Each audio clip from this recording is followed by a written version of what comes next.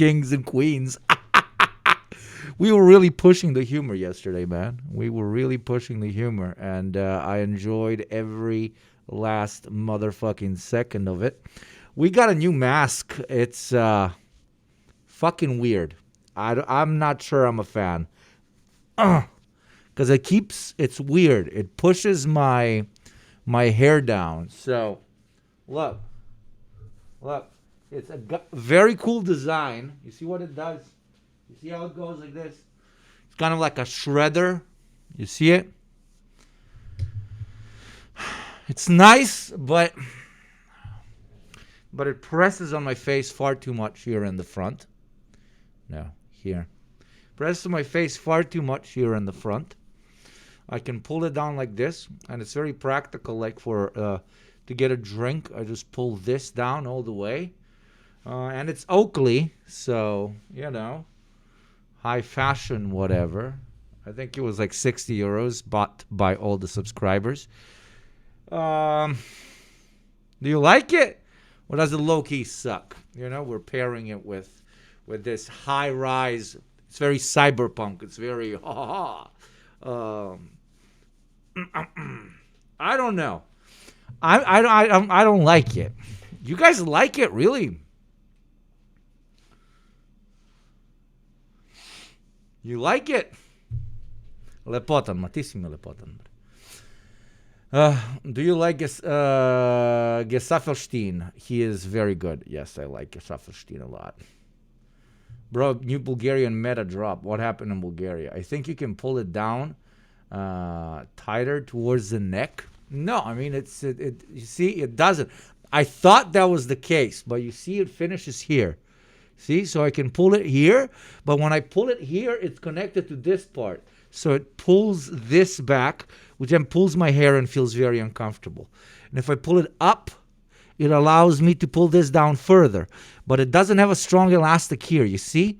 So it ends up looking like a condom or some shit. I mean, I always look like a condom. Vote in chat. You like it 1? It's mid 2. You like it a lot 3. Everybody in chat. 1, I like it a lot. 2, it's mid. 3, I fucking hate it.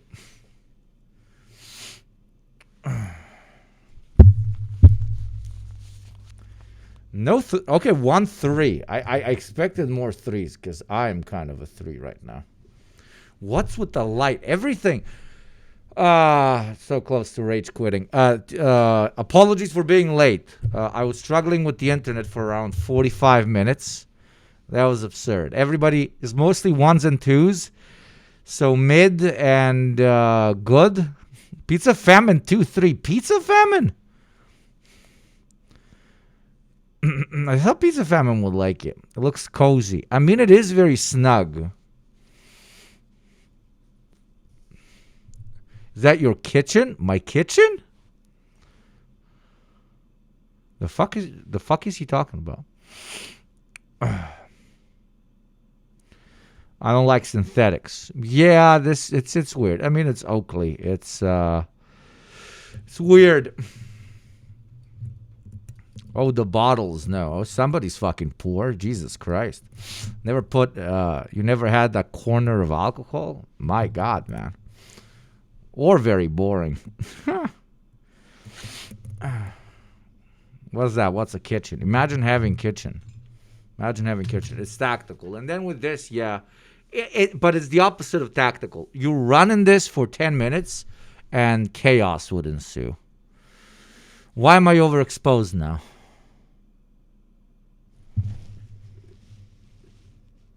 No, don't track.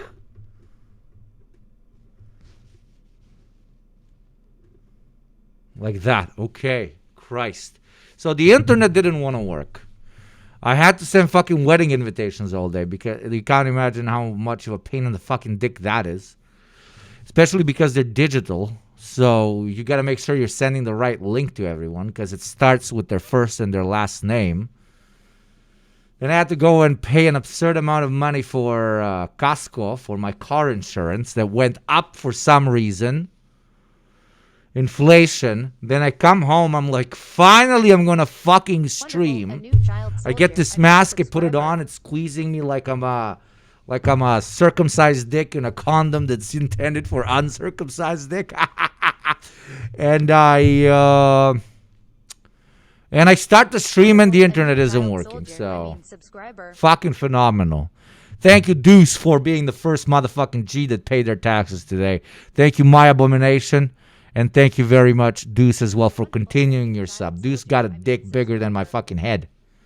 Deuce's dick so big, it would not fit in this mask. That was me trying to compliment him for being a taxpayer. Wait, that makes no sense. Juro, shush. We are continuing our circumcision jokes. Catherine, I don't know if you have a dick, Catherine, but metaphorically you have a huge dick for paying your taxes. Thank you very much. Triple XL metaphoric cock on Catherine right here, okay? I don't, but thank you, friend. Hype train started. That's nice. Oakley mask poll ended. Wait, what are the results of the poll? Why can't I see it?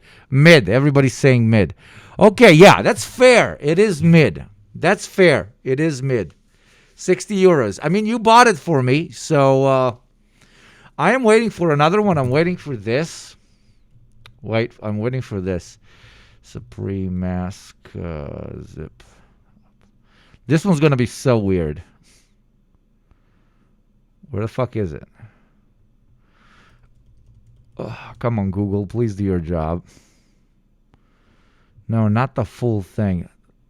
This one's going to be so strange. I'm getting this one, but white. We're gonna KKK Max in this bitch. This one, but white. So it's got the zipper in the middle. I am pretty sure I will hate that. But I'm trying out new shit. I don't know. So it's going to be white with a zipper in the middle. And it doesn't have the Supreme bullshit on top. And it's a different material. Wait. Basically, it's a completely different mask. I love how I'm showing chat. Yo, I'm buying... and I'm not even showing chat. Phenomenal. So it's like this one, but white with a zipper in the middle. I love how I'm showing you a mask. And I'm like, I'm going to buy a mask that does not look at all like this. Here's a photo. Classic Ugopnik moment, okay? Because I can't find it online. It's if I whip out my Gmail, it's gonna get me fucking doxxed as fuck, even though I'm pretty doxxed already.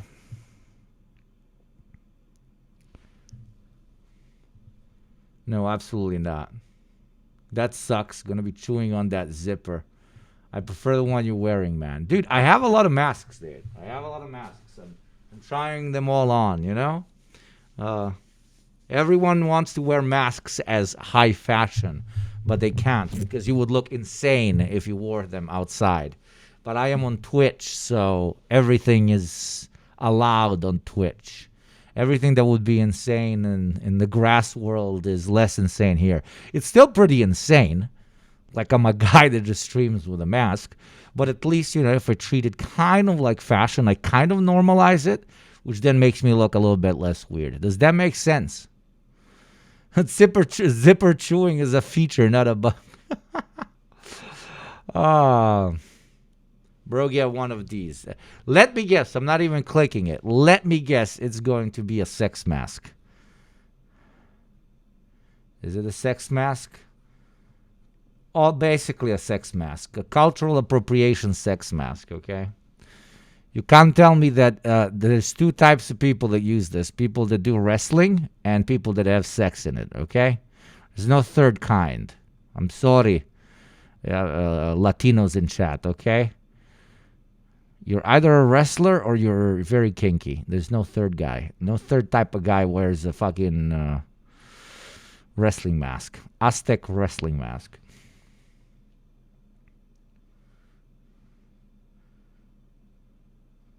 To be honest, it's why I found your stream. I said socialist in a balaclava. And I showed up. That's fucking crazy. I'm just going to a luchador event. Man, I would pay money to go to a luchador event. It sounds fucking ace, man. Anyways, welcome in, chat. It is Thursday, the 5th of March. I am late because the CIA sabotaged me internet-wise. We're already starting with a con train, also known as a hype train. Make it go true, motherfucking true. We got a new mask. Thank you very much, chat, for purchasing this mask, Kururu, for me, Ruru. It is 1832. If anybody has died since the last stream, please tell me in chat, because as we all know, whether you are in hell or in heaven, in both places, you definitely have access to Ugopnik Twitch. And you see, there's another... yeah, this mask is bad. Like, look at what I sound like when I'm talking through the mask. It's getting, vibrations. And look at what I sound like without the mask. What I sound like with the mask, what I sound like without the mask. Like, my voice also sounds weird. Cuphead is saying that you're getting 10 minutes of emote only if this train dies. Well, rest in peace, chat. Thank you for the train, guys. Okay, so news coverage. The latest updates are the following. The Tehran Times, THAAD and Patriots being used in very high numbers. Over 150 THAAD interceptors fired by U.S. so far, a significant portion of available inventory. Estimates are Iran has thousands of missiles. More concern for the U.S. and Israel is the potential to run out of interceptors. Israel is prioritizing Iranian TEL launchers and production facilities. Iran is using high-volume first-punch attacks. From Press TV, we have U.S.-Israel attack on Tehran hospital targeted newborns, destroyed IVF center. Abu Ala al-Wali, Secretary General of the Sayyid al-Shuhada Brigades in the Islamic Resistance in Iraq, released the message on Wednesday, which included: Trump and Netanyahu have seized your democracy, taken your taxes, and sent your sons into hell after convincing you that an imminent threat was looming over you. You should take action as soon as possible to reclaim your country and prevent the bloodshed of your sons. Trump and his administration are lying to you. That's the quote. IRCS says 105 civilian facilities by now have been hit. 21 hospitals have been damaged in U.S.-Israeli aggression. IRGC strike targets U.S. oil tanker in Persian Gulf. Iran says no missile fired from Iran into Turkey. The latest news is that the Azerbaijanis are saying that they were hit by... Jesus, I hate this mask. Azerbaijanis are saying that they have... also been hit by Iran. Iran has said we have nothing to do with that. The Israelis are running false flag operations in order to quote-unquote divide the Muslim world. Next, Al Jazeera's quick update. TZE says missiles fired by Iran towards occupied Palestine, that they work to intercept it. TZE continued escalating attacks against Lebanon. 1,230 dead in Iran as of the beginning of the stream. At least 11 in occupied Palestine, 6 U.S. terrorists and 6 U.S. soldiers and are dead, and 9 killed in the Gulf states. U.S. senator broke a Marine's arm, throwing him out of the chamber for protesting the war in Iran as well. That is the slight review of events. Tell me if you like that. The producer usually prepares that for me before the start of the stream, but reading it out is not a bad little recap for you guys as well. DZ is a Zionist entity. Oil prices are going up. Yeah, crypto went up, went a little bit down. Iran also said that the drone attack on Saudi Aramco refinery early this week was done by Israel. Very interesting. Very interesting.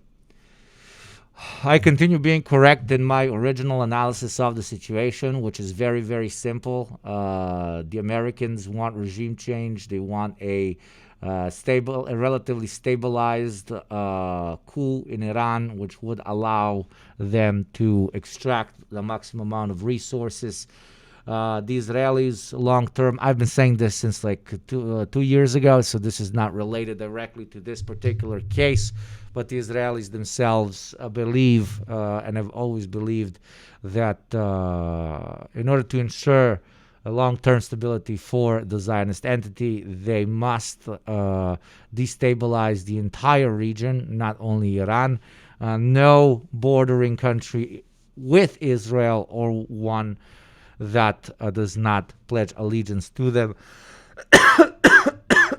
will be allowed to exist in any significant civilized form. All must be turned into chaos, and all must be engulfed in eternal fire, because they know that long term they will always have skirmishes, fights, and all-out wars with their neighbors, because, well, nobody wants to... Oh my God, I'm so sorry. What the fuck? Nobody wants to tolerate an apartheid state that oppresses the same ethnicity as you right across the border. There have also been multiple unconfirmed reports of U.S. F-15 being down last night in southwestern Iran. Man, the Kuwaitis are really working overtime, eh? Bless you. Thank you. It was a cough, but thank you. Dobro li si, ma nešto nisam, jebem u mater. Ceo dan mi je nešto, like, this has been a shit day, man. This has just been a shit day. Sorry, chat. I don't want to impact your mood, and I don't want to complain while people are dying, but hey. I'm going to go change this mask. I'll leave you with the news. Let's start covering it. Yes, they're live. I understand, in addition to all the European countries who appear to be offering support, at least to the Gulf allies there, we now hear Spain is sending a ship to Cyprus. Yes, this will be Spain's most advanced frigate, which is heading towards the eastern Mediterranean, just off the coast of Cyprus, to bolster those air defenses and naval defenses. And it has come in the long line of European countries, including, as you heard from Natasha there, France, as well as Italy, who've indicated that they're going to be sending their ships in order to help their allies in the region, protect their assets, as well as provide more defenses to their soldiers who are stationed in the Middle East. In the case of France, it is also a statement that because France has been the only country in the European Union taking a very strong line against what it calls illegal US and Israeli attacks against Iran. It has also criticized Iran for its responses in the aftermath, calling them illegal as well, but saying that it can take a principled position against what it sees as an illegality, but also send its military forces to defend its people and allies in the region. I understand that European Union foreign ministers have been talking to members of the Gulf Cooperation Council. Do we know what came out of that meeting? Yes, there's been much deliberation about what should be the European Union's response, and it appears that now... Jesus, I'm a new human being, man. You can breathe in this thing, dude. Whoever makes Supreme will not be arrested, and they will be integrated in the party post-revolution, because this shit is, woo. This is, okay, we are nationalizing Supreme, and we are making it like mass scale to make masks for the socialist militias, dude. Of course, we're arresting the CEOs. I'm talking about the employees and the actual designers. This is, and aesthetically as well. And the sound's better, right? Like, it's, air can move through. Fucking Oakley, my ass, dude. Oh, I'm back. Apologies, gentlemen, ladies, and enemies. Jesus Christ. Completely different. Let's get another vote in. One, but now I still got dust in me. One, we like this one. Two, we prefer the Oakley mask. Three, I don't give a fuck. One, we prefer this one. Two, the Oakley mask. Three, Idgaf. Of course, it's going to be constant right 3, I'm pretty sure.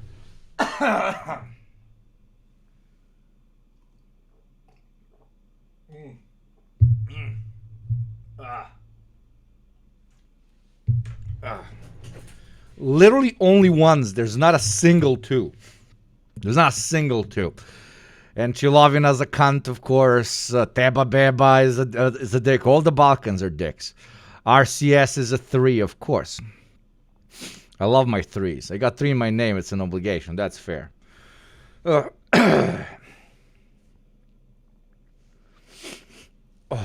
Jesus. This mask is so much better, man. This mask is so much better. So much better.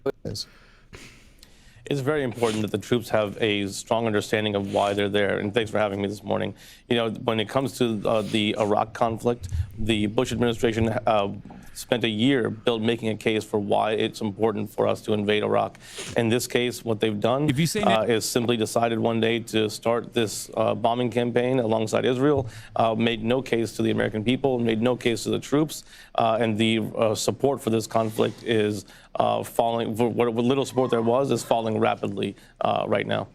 I see that you served in Iraq, and I think it was 2009 to 2010. You traveled from Mosul to Baghdad. Of course, with hindsight, we now understand that the Bush administration's motivations for moving into Iraq at that point were based on a false premise.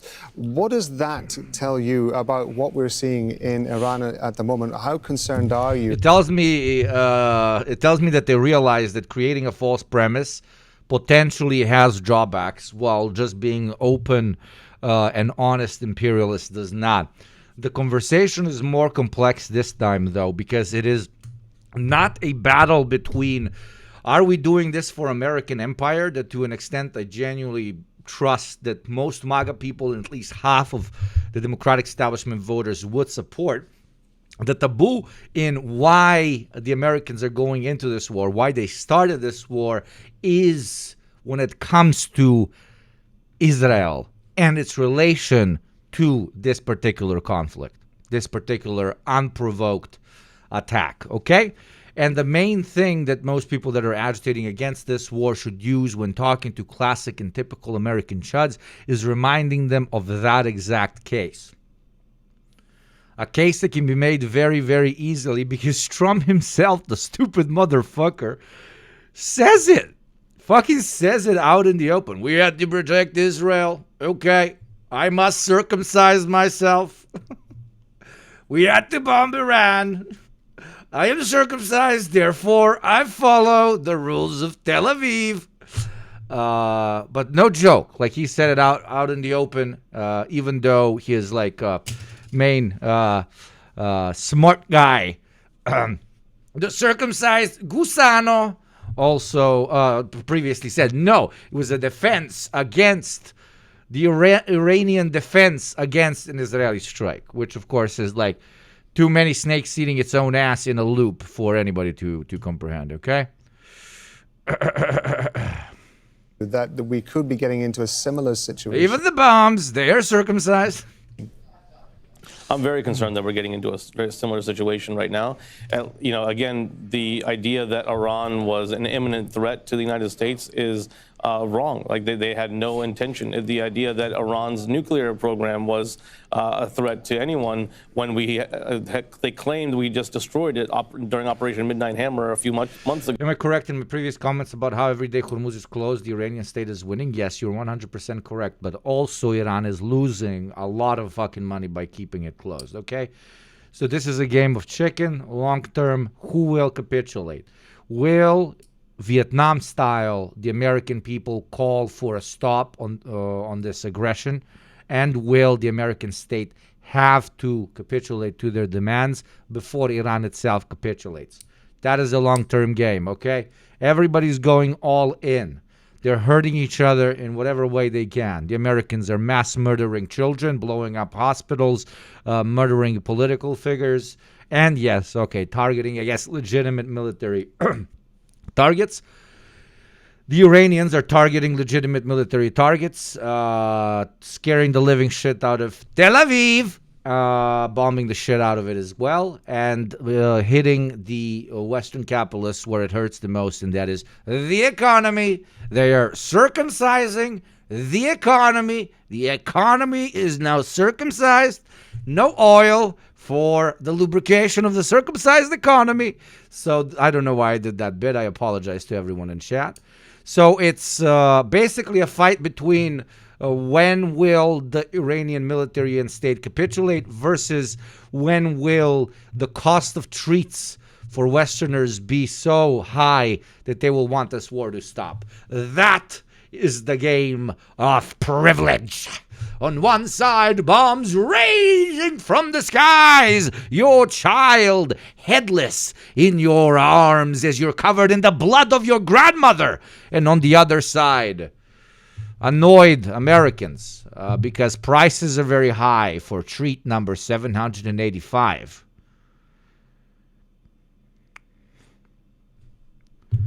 That's it.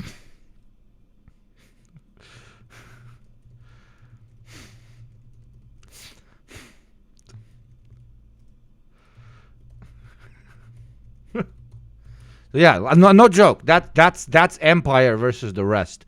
Empire stops wars because, oh my God, it's a little bit more uncomfortable, man, when I drive my pickup truck. It costs a little bit more to drive my pickup truck. While other countries capitulate literally to the last human. Triatlerites are circumcised. Cenk Pecker. Thank you. Speaking of peckers, thank you, Czech. Cenk. Rain strike could not be confirmed for several hours.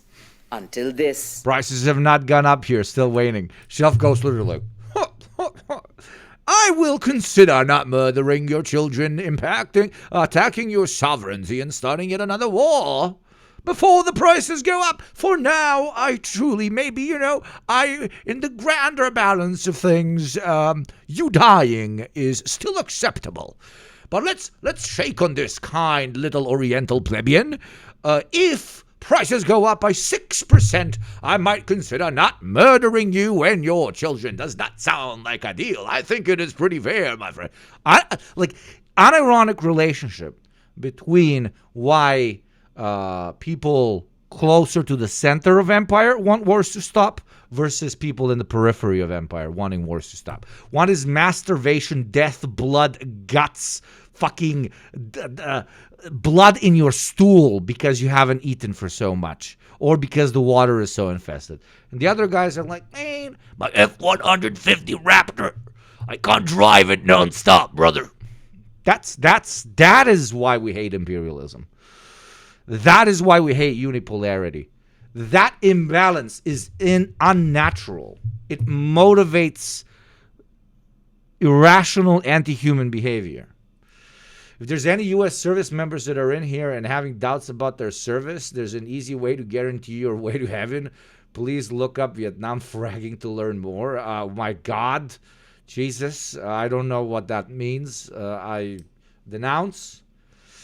I think who wins comes down to whether we think nukes are in play right now, not even for any good reason, but because Trump might think it would make his dick look big because he had bad morning, and it's all that would make him feel better. I mean, yes, that's the worst case scenario. The worst case scenario is unironic World War III stream, Mask off. No, the nuclear apocalypse would be good for my career because then every streamer would have to wear a mask. So only hot takes quality of hot takes would matter. So I would win because my hot takes are the highest quality.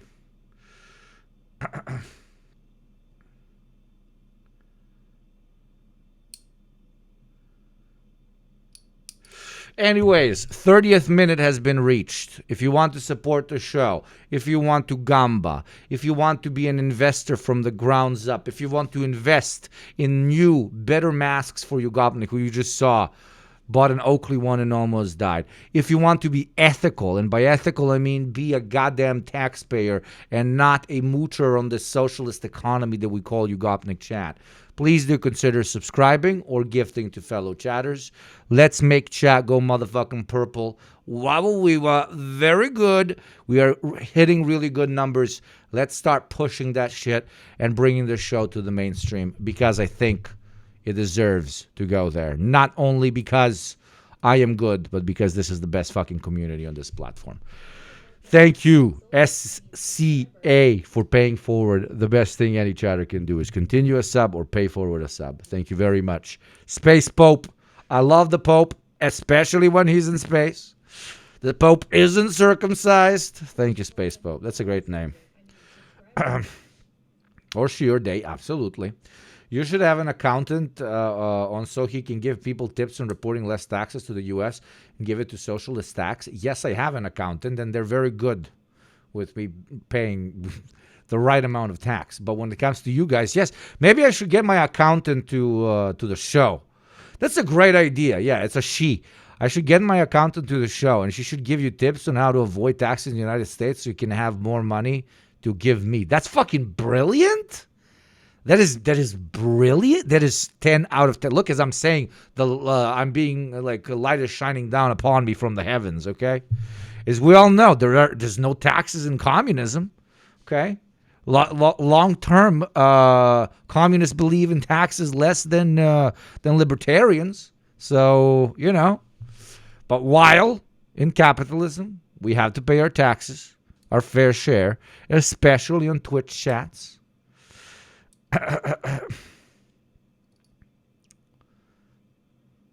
Especially because the money is going to blow up kids. Yes, it's a major contradiction of American taxes payment. I agree completely. Anya Konda paying her fucking taxes as always. Thank you, Anya, very much. My water is breaking. Oh my God, 9 months. Oh no, I am having a child with Lucifer. Anaconda, I think I do owe Anaconda spins. Cuphead, remind me how many spins I owe Anaconda. I think I owe Anaconda spins. I think I do. In fact, yesterday in the And do not forget. Indian Ocean, and we'll play it on the screen there. Thank you very much, Anaconda, as always. And chatters say thank you to Anaconda. Anaconda, I don't think so. Our RXC, Crisco, and Pizza Famine have been really carrying with the oil last month. An American submarine sunk an Iranian warship that thought it was safe in international waters. And mods, please pay attention to Fed posting. Thank you very kindly. Instead, it was sunk by a torpedo. The frigate and 2 other Iranian ships were returning from the International Fleet Review 2026, a multinational naval gathering attended by 54 countries in Visakhapatnam in India. The United States says this is the first sinking of an enemy ship by torpedo since World War II.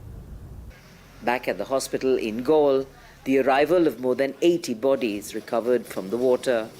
Nearby facilities were cleared to accommodate the dead. Iran's ambassador to Sri Lanka told Al Jazeera the remains of the sailors will be repatriated. The grim task of dealing with the dead. But for many of those involved in this incident, lots of questions remain to be answered.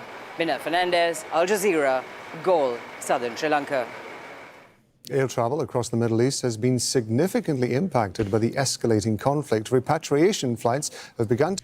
We must secure the safety of Dubai for our friends in Europe.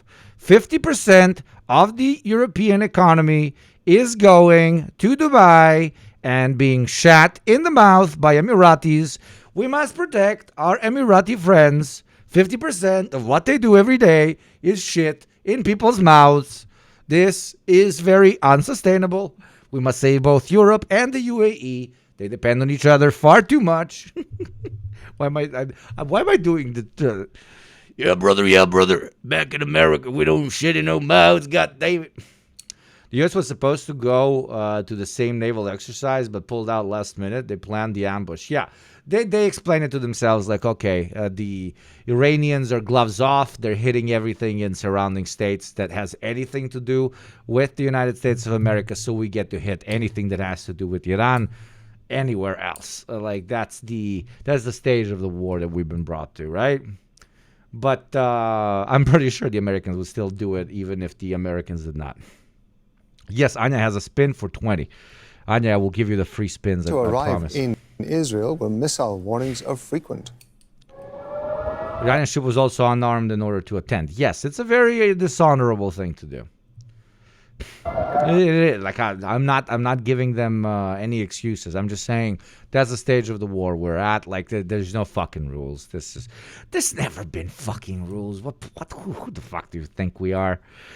You only have to follow the only time you have to follow rules of engagement in a war is it's like a very niche moment, is if you're like 2 countries or 3 countries or 4 countries fighting each other And the United States has no particular interest in any of you necessarily winning or losing. Sure, they have their favorites. They're gaming everyone against one another. And they're kind of paying attention to who does war crimes, because that's how they're going to be like, okay, those guys are the bad ones, because it's easier for us to pitch them as the baddies and pitch the other group as enlightened and stuff. Very, very, very specific moments. And I'm talking, this is like wars in which the Americans are not directly participating in. Any war that the Americans are directly participating in, of course, the other guys doing war crimes, and we're just, we are hugging the cats and the dogs. We are circumcising them. Are you even circumcised, bro? That is racist. Everyone will be circumcised. Don't have enough to eat. Over 800,000 children are malnourished and families are struggling to feed themselves. Catherine Soy reports from Turkana in northern Kenya.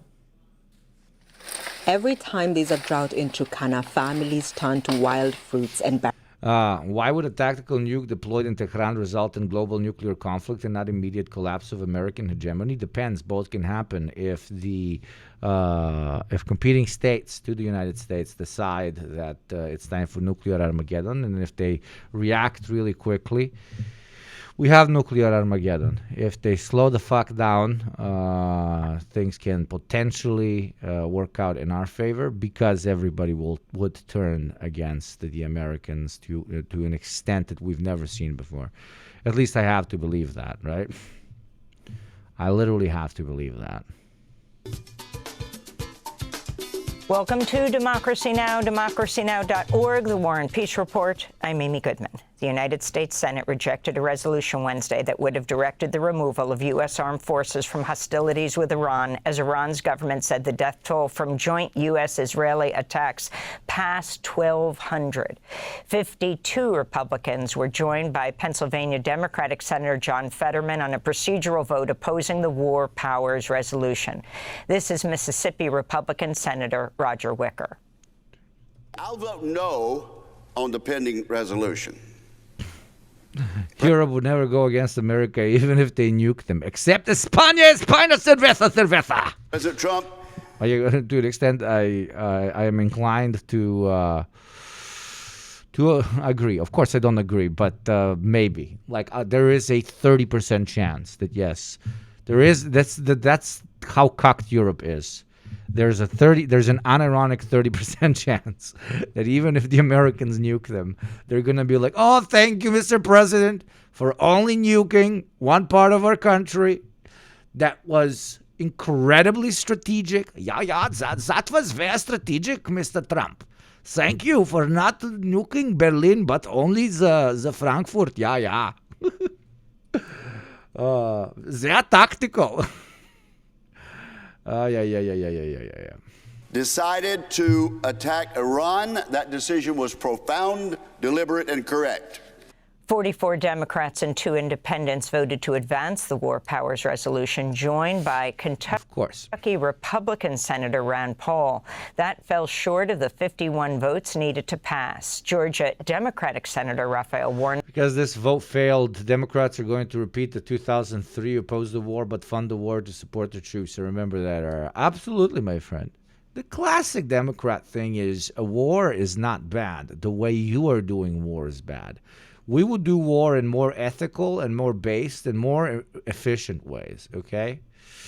And we would also do our part in consent manufacturing on why we're doing the war, you know?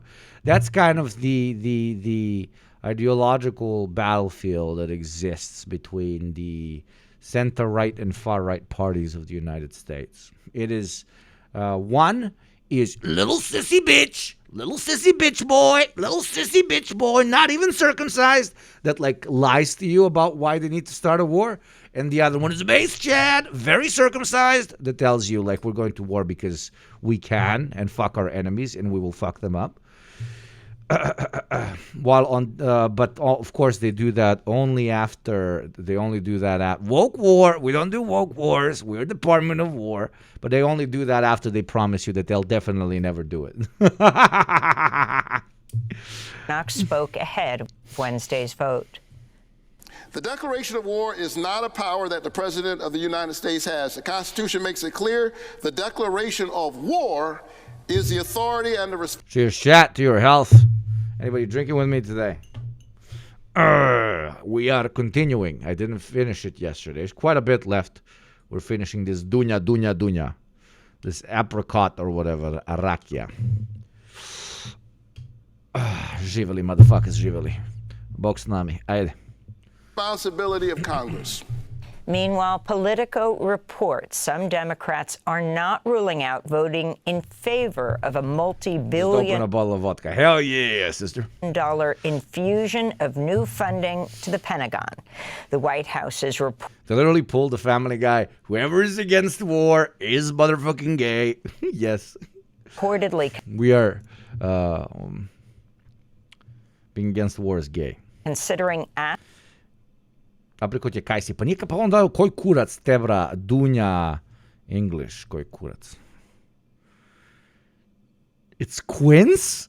Has a single one of you ever seen quince? I don't think you've ever seen quince. Well, when you eat this, it kind of tastes like shit.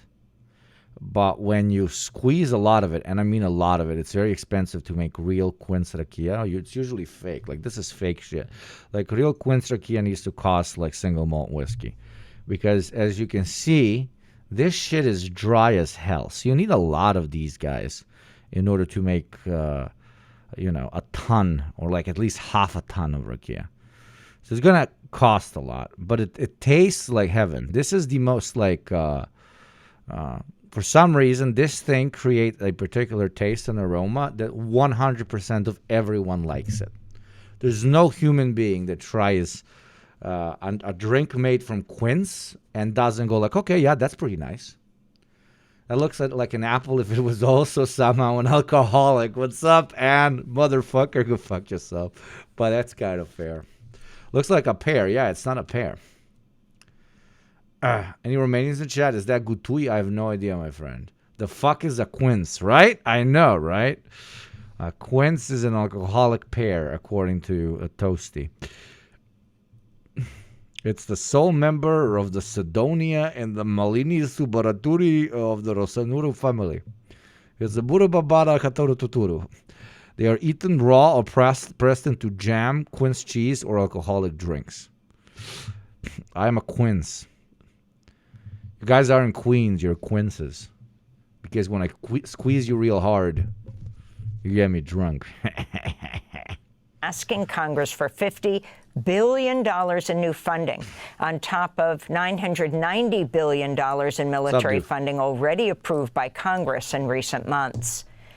Sri Lanka's Navy says it's rescued 32 Iranian sailors and brought them to a hospital for treatment after an Iranian warship was torpedoed by a U.S. submarine in the Indian Ocean.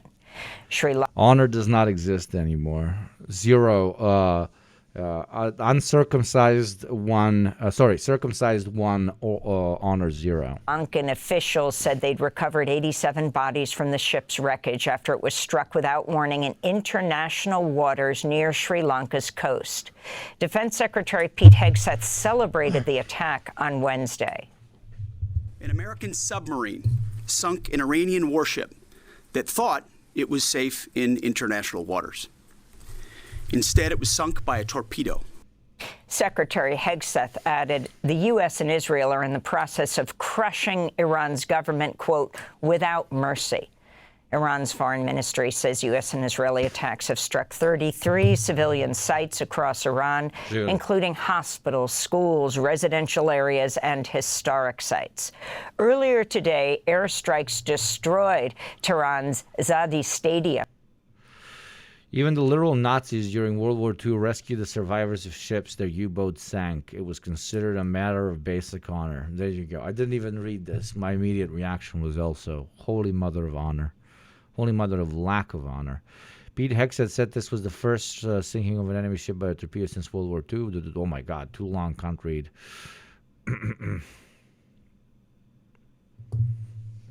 Which has honor. Who is she? I don't know her. Is she circumcised? America, every time somebody mentions not committing a war crime.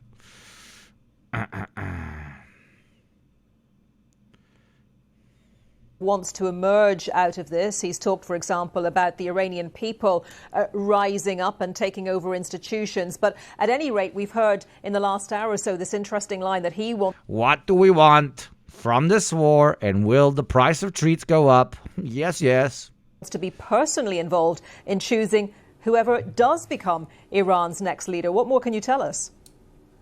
Yeah, it was interesting, wasn't it? And the comparison with Venezuela, too, I thought was interesting. The idea that he's made the comparison with Delcy Rodriguez, the interim president there, who took over after her predecessor, Nicolas Maduro, was removed from power. Now, what's the advantage of Delcy Rodriguez to the Trump administration? She's made herself sort of willing for Washington to basically take control of the country's oil reserves and shown herself sort of disposed to turning the page on the military action that took place on Venezuelan soil.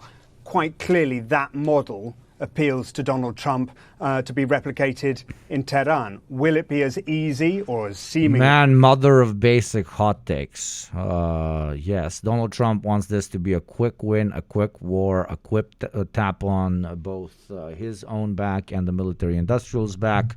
And the Israelis, in contrast, just want to fucking completely destabilize Iran, have Iran get sucked up by a fucking black hole and never reappear. They want constant balkanization, tribal warfare, chaos, and death. And the Americans and the Israelis are trying to figure out some slight middle ground. The Israelis are, as always, outplaying the American executive body by not communicating to them fully about what specific operations they are undertaking, which are not directly sabotaging the American war effort, but are sabotaging the results that the American war effort would like to see. Okay? This is an eternal back and forth between two imperial states that are very much so close allies, basically two sides of the same coin, but nonetheless two sides of a coin. One wants a more radical solution to what it considers its long-term prospects of survivability. The other one does not. What are the long-term prospects of survivability for Israel? As I've said 10,000 motherfucking times, a fascist apartheid state cannot survive unless the people they are doing apartheid against are literally exterminated or brought to such a number that they can no longer exist, and that states, cultures, nations, peoples, classes, whatever, resistance groups, insurrections that consider the destruction of the apartheid system and, more importantly, the liberation of the people that are being suppressed in the colonial apparatus, all of those need to stop existing. What is a historical case in which that has worked? I bring to you the United States of America. Okay, one of the rare, fully successful, to an extent, unfortunately, pre-fascist, fascist states that did colonialism and succeeded in doing colonialism basically by completely exterminating the enemy.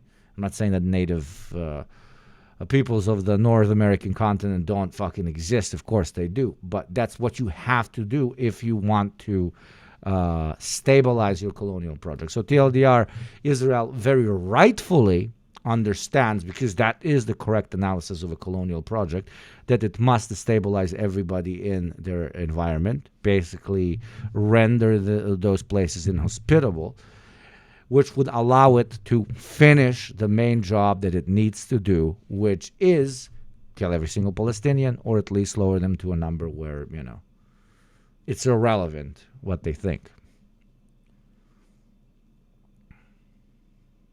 Not fully successful natives are still here. Yeah. I think you heard what I was trying to say.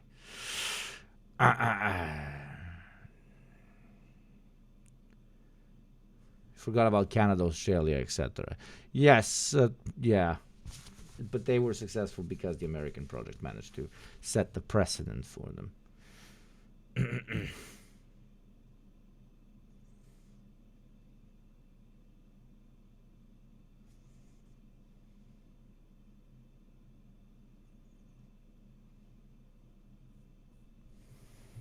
easy as it was to doing. That was unironically what inspired Adolf Hitler. He just wanted the reason that he terrified the whites is because he wanted to do colonial logic on the European continent and in the and against states that are relatively industrialized, so that they can wage actual, for that time, modern war against the colonial project. Lebensraum was a colonial project, but we were like, oh my God, you can't do that. Not to our people, not the ones that look like us. Thank you, Chillo. Thank you for the 26 months. Chillo's been here like from the fucking beginning. Very chill off him.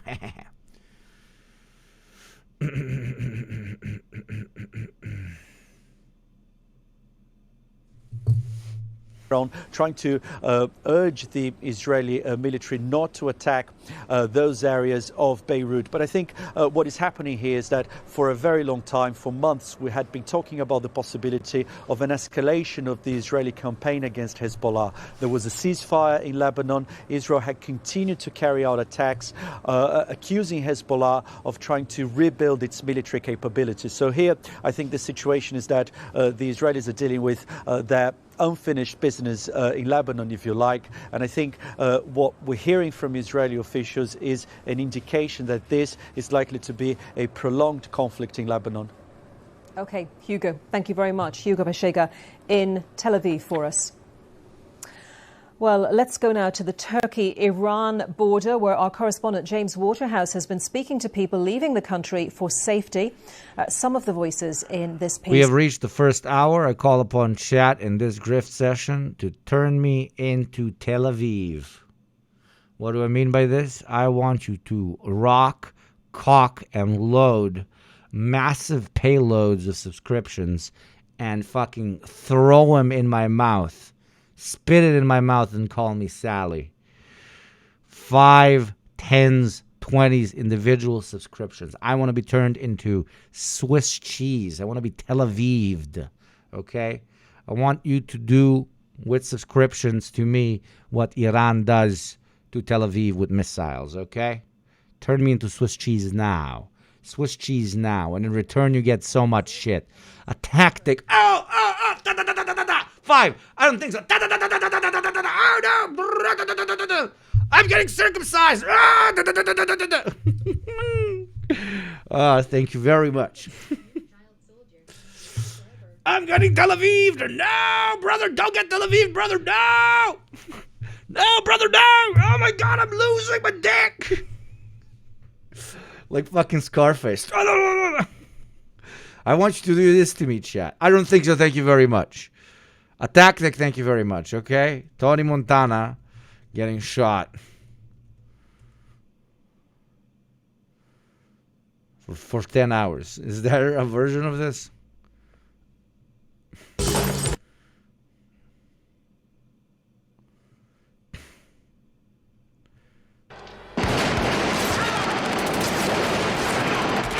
Do this to me, chat!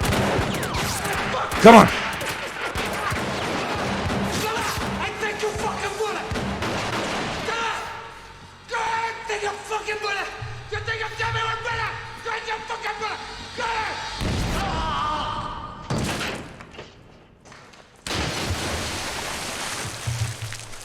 What an incredible film. Low-key, like, pro-left film. No, you don't want to Tel Aviv the shit out of me. You don't want to Tel Aviv me. No Tel Aviving of you, Gopnik. Okay. No, you don't want to Tel Aviv the shit out of me. Only 2 people wanted to fill my holes. No, to make new holes. Jesus, Hugo, shut the fuck up. Shut up, man. Goddamn, English is very Englishing today. It's the UK. This is BBC News.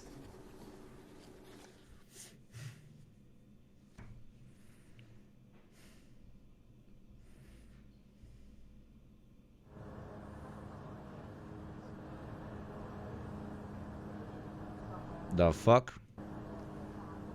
Oh no, the Israelis have killed him.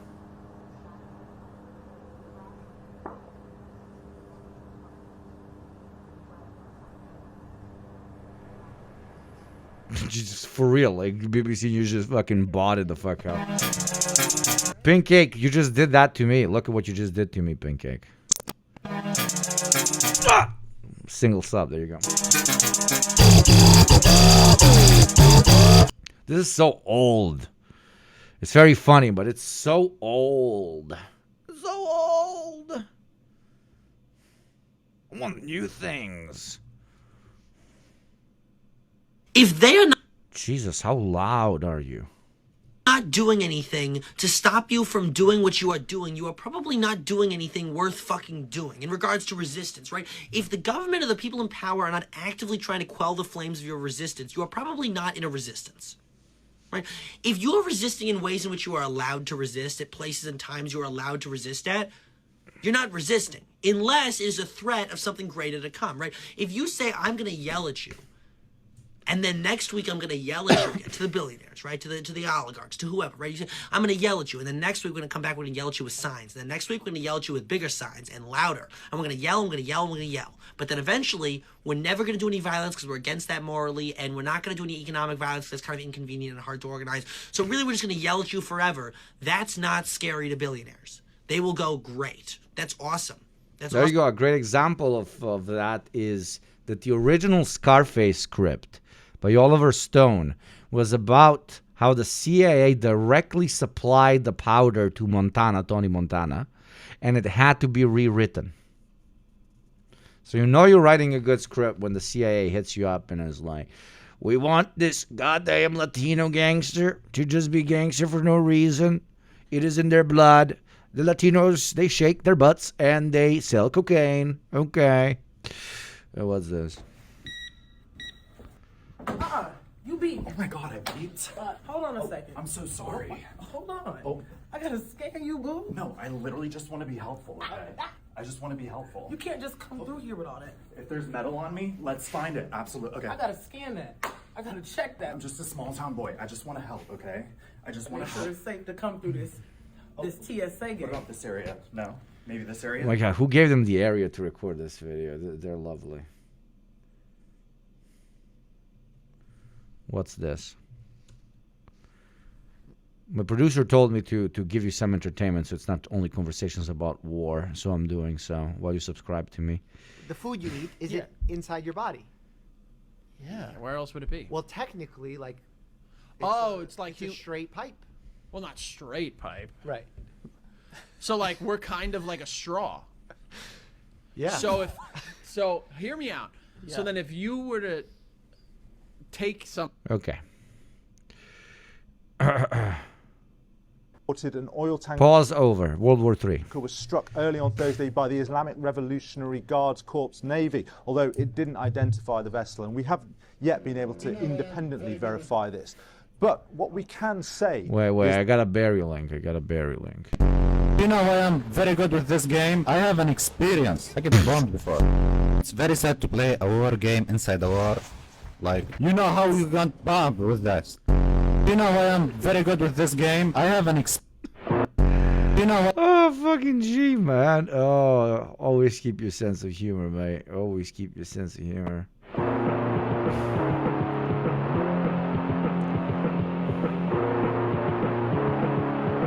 Unironically, actually, yes. Like, actually, yes.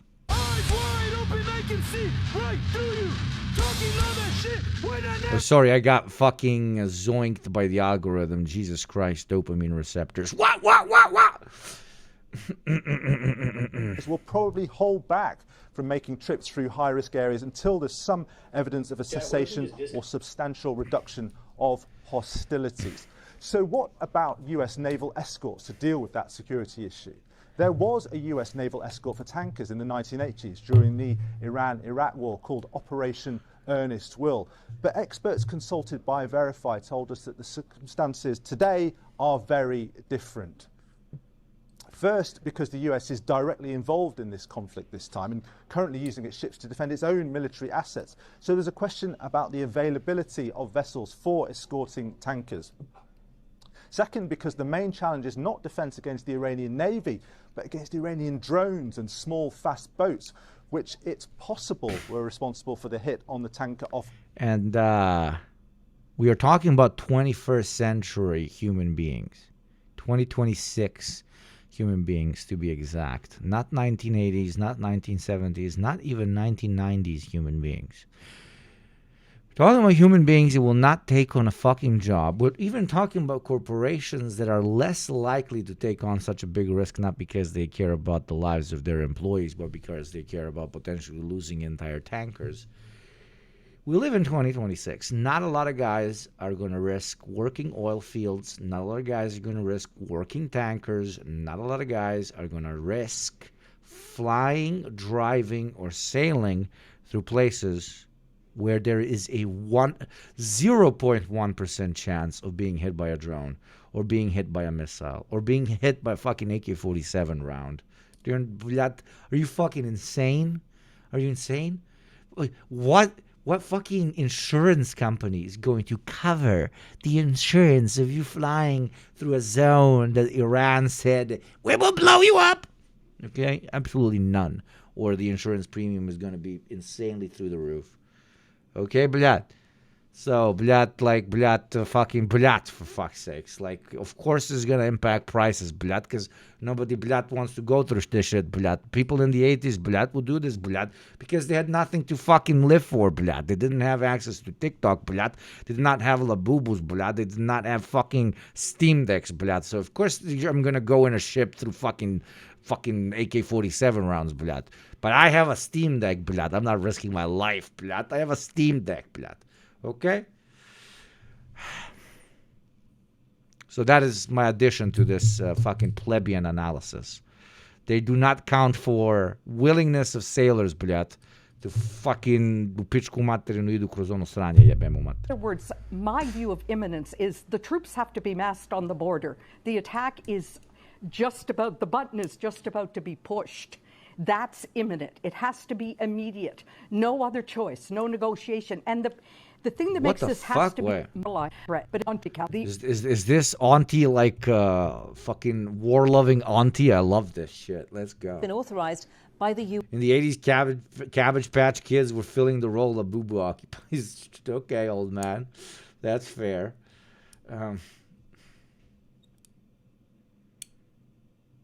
UN itself. Well, with me now is Susan Bro. She's a professor of international law and a senior associate research fellow at the Institute of Advanced Legal Studies. Welcome to the program. Thank you. So in your view, is this action, this war, legal? No, in my view, I'm afraid I don't think it's legal at all. Okay, I apologize. Okay, auntie's fucking based as shit, dude. That's it. Under the UN Charter... I mean, I should have guessed. Like, look at the jewelry. Okay, people that love genocide do not wear jewelry like that. You know, don't judge a book by its cover. And I know that the right keeps like co-opting shit, but it's like young right-wingers that co-opt our aesthetic and shit. Okay, there are right-wing goths now. Okay, we have to deal with that. But like bluish, pinkish, or reddish, non-expensive stones on a chain or on earrings, like big green flag that this person like kind of cares about human rights to an extent. As you just talked about. No right-wing woman wears a necklace like that, absolutely. It's too oriental, too uncircumcised for her. It is very strange. Why would I wear that? I only wear expensive stones. I must flex 24/7. My existence is telling everyone around me that I have money almost as much as they do or more. The only grounds would have been self-defense because there was obviously not an authorizing security at all. Under the UN Charter, as you just talked about, the only grounds would have been self-defense because there was obviously not an authorizing Security Council resolution. The concept of self-defense in customary international law is controversial. What does imminent risk mean? What does a threat mean? But in my view, there's no evidence being offered at all that Iran posed an imminent threat to either the United States or Israel. Define imminent. Well, this is the problem. Imminent is defined in an 1837 Caroline case, and it says leaving no choice of means. In other words, my view of imminence is the troops have to be massed on the border. The attack is just about, the button is just about to be pushed. That's imminent. Oh my God, talk about missing context. This is where we enter the fucking stream of this relatively intelligent lawyer lady, right? Analyst, whatever she is. Like we entered at this part, right? In other words, my view of imminence is the troops have to be like we started, the troops have to amass at the border. So all of us were like, what the fuck, Adolf Hitler? Holy shit. Why is Auntie Adolf Hitler? But turns out she's kind of based. On the border. The attack is just about, the button is just about to be pushed.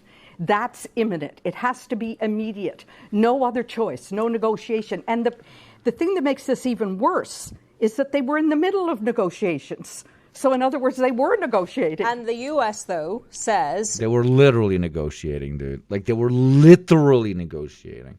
And we have evidence that they agreed on every point that the Americans wanted them to agree on. That the Iranians were stringing them along. Well, that might indeed have been the case, but we also heard the arbitrator say that they thought there was some significant progress being made. But in any event, there has to have been an absolute peril of an armed attack being launched. There was peril against the Israelis. There was peril against Israel, okay. That's it. That's it. The American colony in the Middle East must be protected no matter what, even when the American colony in the Middle East is manipulating the core of empire itself sometimes. Launched by Iran against either of those two nations. Is that 1837, I think you said, law? Yes, the Caroline case, yes. Is that fit for purpose in 2026? I still think it is. I think it was very pertinent then and it's very pertinent now. It is controversial. Self-defense, there are lawyers, by the way, international lawyers, who argue you shouldn't defend unless there's been an actual attack. So I got laughed out of someone's chat for asking this, but I can ask which side this stream is leaning. On the side of... on the opposite side of starting unprovoked wars. It's a pretty easy fucking side to choose, bro. What? Obviously we're on the side of the CIA, man. What the fuck are you talking about? Don't share that view because in an age of ballistic missiles and nuclear weapons, if you know something's pointed at you and you can take it out, for sure you would do it if there was an imminent attack. But in this case, the U.S. hasn't even put forward that view. They haven't even said we have intelligence that in such and such an hour they were going to launch an attack. Unfortunately, since I'm saying this, they will probably find some intelligence, but there isn't any that has been used to justify this action. And they're not really even trying to do that. Would it make a difference if the U.S. Senate approved this? We know that the U.S. Congress, I beg your pardon, the Senate yesterday decided to support President Trump. Yes. And the House of Representatives is discussing this kind of war powers resolution today and will vote on it later. And it's likely to go along party lines again, isn't it? Yes. Would it have made a difference from a legal perspective if Congress was giving its approval to the president? Only if evidence had been put before Congress of this imminent threat. Yes. If there had been some... Yes, you need evidence that would then, after being put in front of Congress, be put in front of the international community. Because legality of military intervention does not depend exclusively on whether the Congress or the parliament of a particular state inside of the state agrees that what they're doing is legal. Like... Yeah, mein Führer. Like, it's like, yeah, mein Führer. It is very legal for us to attack Czechoslovakia, mein Führer. Yeah. Okay, therefore this is legal. Yeah, the Reichsparlament, the Reichstag, yeah. The Reichstag votes that we should invade Poland. Therefore, this is now legal. Okay, no. Like, I love, and it's a British person asking. Like, it's a British journalist. It's not even an American asking this fucking insane question that this lovely lady's fucking baffled by. I can see that she is. Would it be legal if both sides of the Americans agree? Like, it's like the American Parliament is the true global government of the entire world. If they agree something is legal, it is legal. From yesterday, what is this, my friend?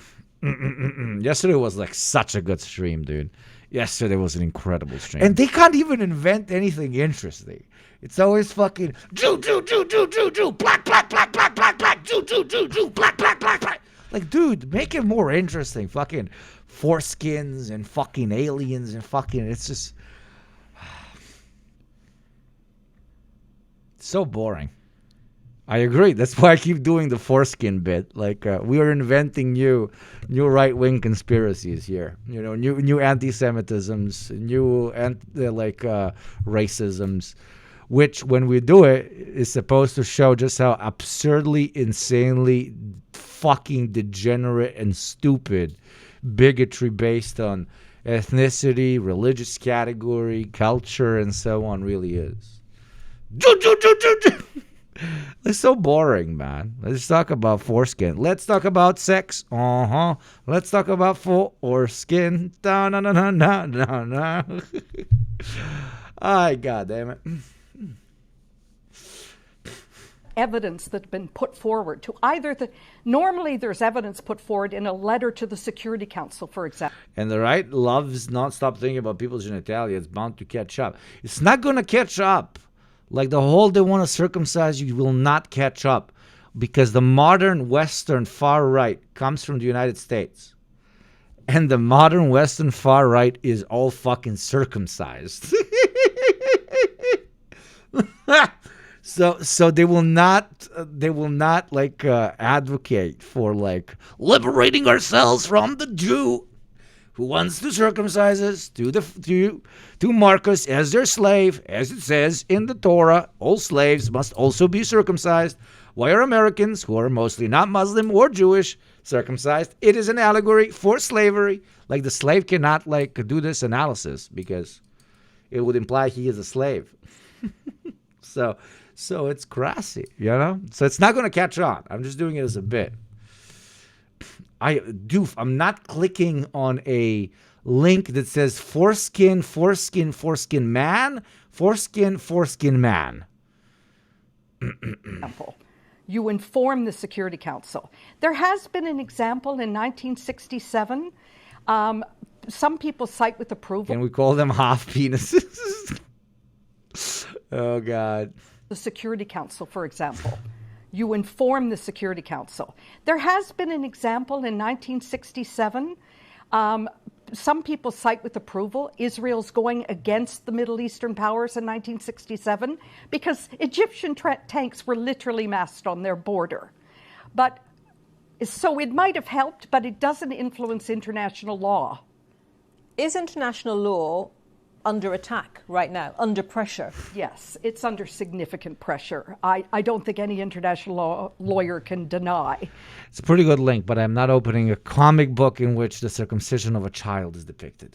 Particularly the international law on the use of force, or the jus ad bellum, is significant. So it might have helped, but it doesn't influence international law.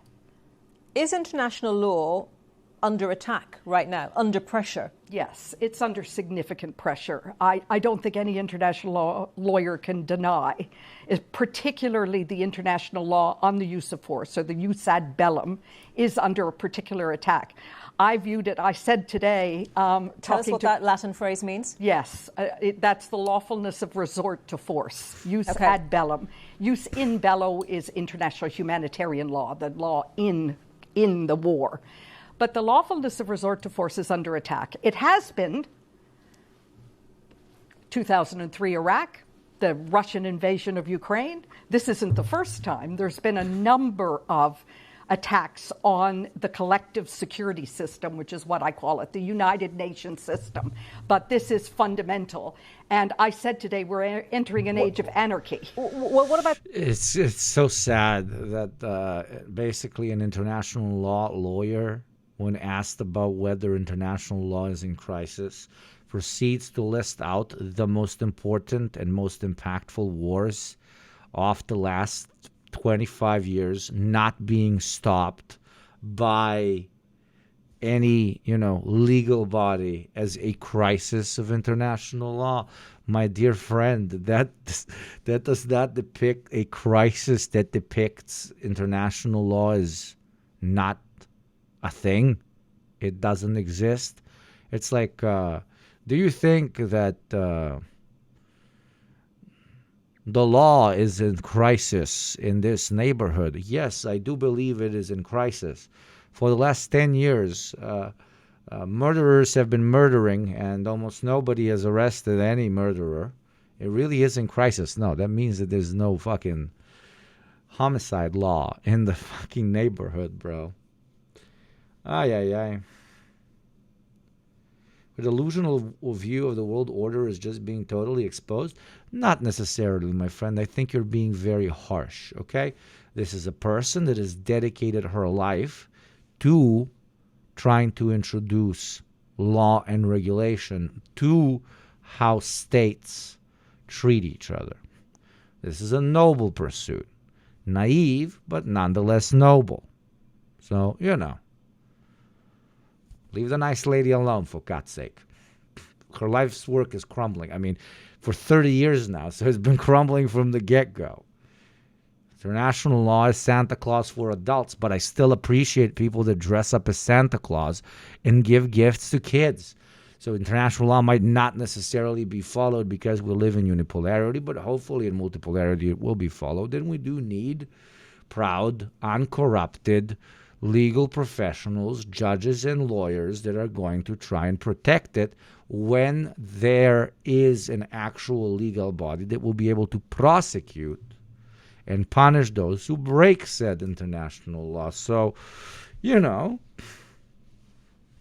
not to be the centrist in the house, but, you know, these guys, the guys breaking international law are our enemies, not the guys that are trying to, you know, say, yo, bro, stop breaking the law. You get what I mean? Like, no,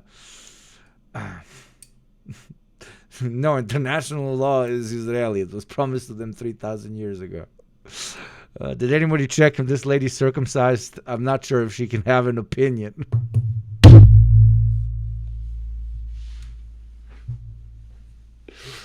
Oh.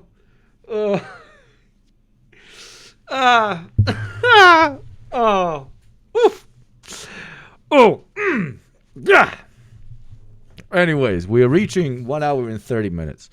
If you appreciate dirtbag humor, want to invest in making this show better, want to make sure that we remain adless and sponsorless. Because imagine if I take on a sponsor. Do you think I will be able to make jokes like this? Do you think I would be able to bring you a non-sterilized, non-American show like this? I love my American colleagues on this platform, but you don't get this from them because they owe the world. Do you understand what I mean? They owe the world because they are Americans. I am literally on the center of the planet. Of course, very problematic ethnicity. I'm not saying it's not. But I low-key don't owe anybody shit. Like seriously. And my people kind of don't, right? Except to each other because we murdered each other like 30 years ago. So I can say what the fuck I want. And I don't have to depend on sponsors and I don't have to depend on ads. And the only way for this to continue is if you pay your fucking taxes or individually subscribe or increase the tier of your sub or pay forward a sub or continue it or whatever. So let's go. 0 Western taxpayers all day. 0 Western taxpayers. Western taxpayers, I can see a white boy that works in IT that has at least $70,000 saved. It is time for those 20 gift subs, baby. Okay? Or if you're a minority from the West and has a similar amount of money, 10 gift subs. Let's make this plane fucking run. Okay? Let's make this chopper go up. And let's make a truly uncensored communist show continue living the way it is on this motherfucking platform.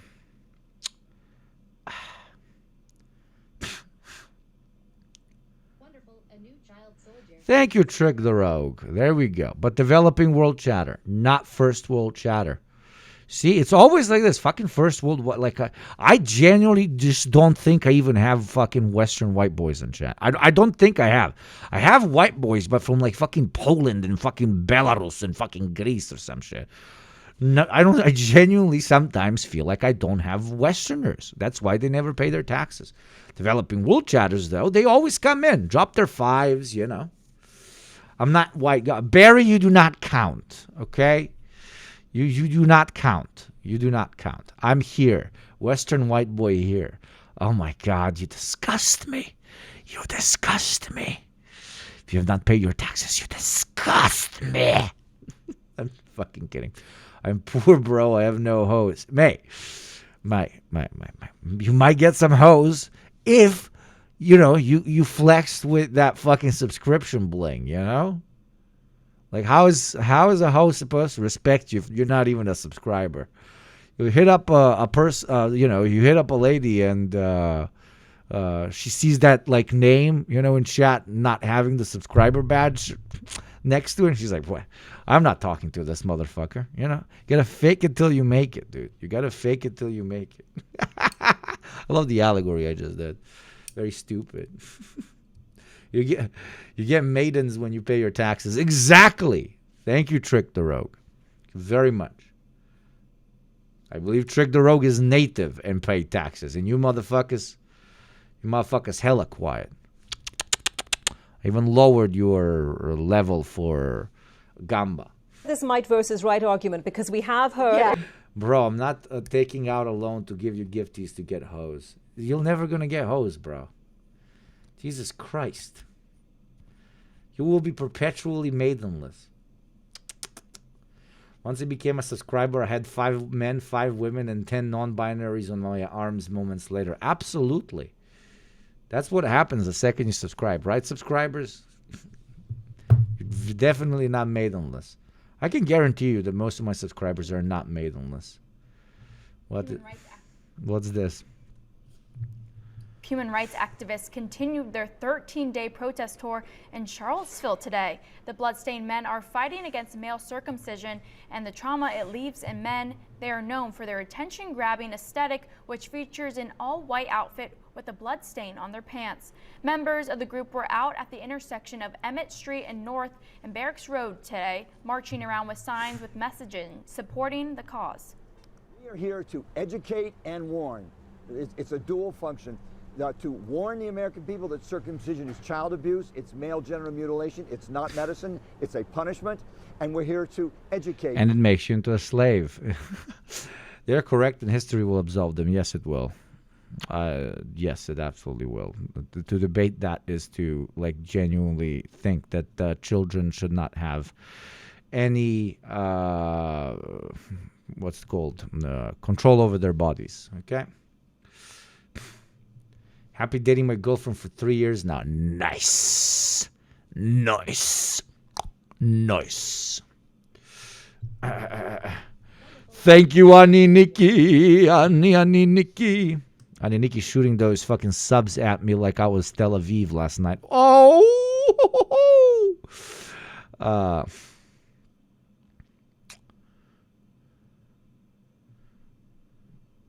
I'm a single issue voter, and that vote depends on foreskin. Imagine, like, there you go, the new right wing thing, but non-American right wing thing. When somebody drops a hot take, you're like, show me your dick. What the fuck, bro? What do you mean, show me your dick? Show me your dick. Ha! Circumcised. Opinion disregarded. This fucking Circum here. This dirty fucking Circum thinks he can fucking give opinions. But I'm Muslim, bro. Oh, sorry, bro. Come in here, bro. No. I'm kidding. No, a right-winger would equally hate a Muslim as much as a Jew. Probably even more would hate a Muslim than a Jew. But yeah.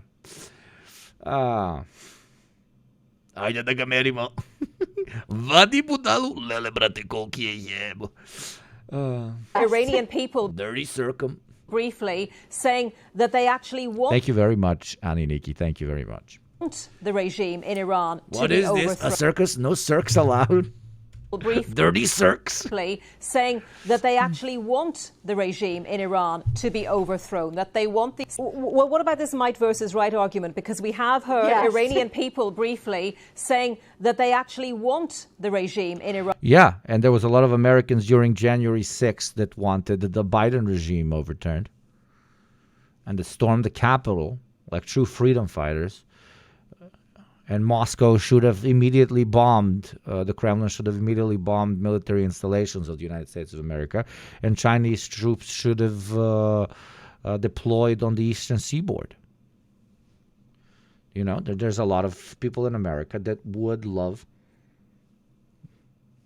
the Dongfeng missiles to elevate them to sapiens, but we don't get to do that, right? That's the point of sovereignty, you fucking Britoid. To be overthrown, that they want the opportunity to have a new system, a new way of life. So might versus right? Yes, and to a certain extent, my former foreign minister, Chrystia Freeland, said that today when she was interviewed, and she said, I'm not crying over the death of the Ayatollah. None of us. There was a massive and problematic abuse of human rights that took place just the last few weeks. And had we had a functioning international system, we could have had a Security Council. We are out of time, Professor Susan Brough. Thank you very much for joining us on BBC News. We need to hurry. We need to kick this lady out before she started making sense, so that we can have 30 seconds worth of empty space in between two segments. Oh my God, I'm sensing Iranian. Where is Pandas? Pandas is my honorary Slav Persian. He does woke skull measuring immediately. He can guess an Iranian from 10,000 kilometers. With me in the studio is Siavash Ardalan from the BBC Persian service. Hello to you. Sorry.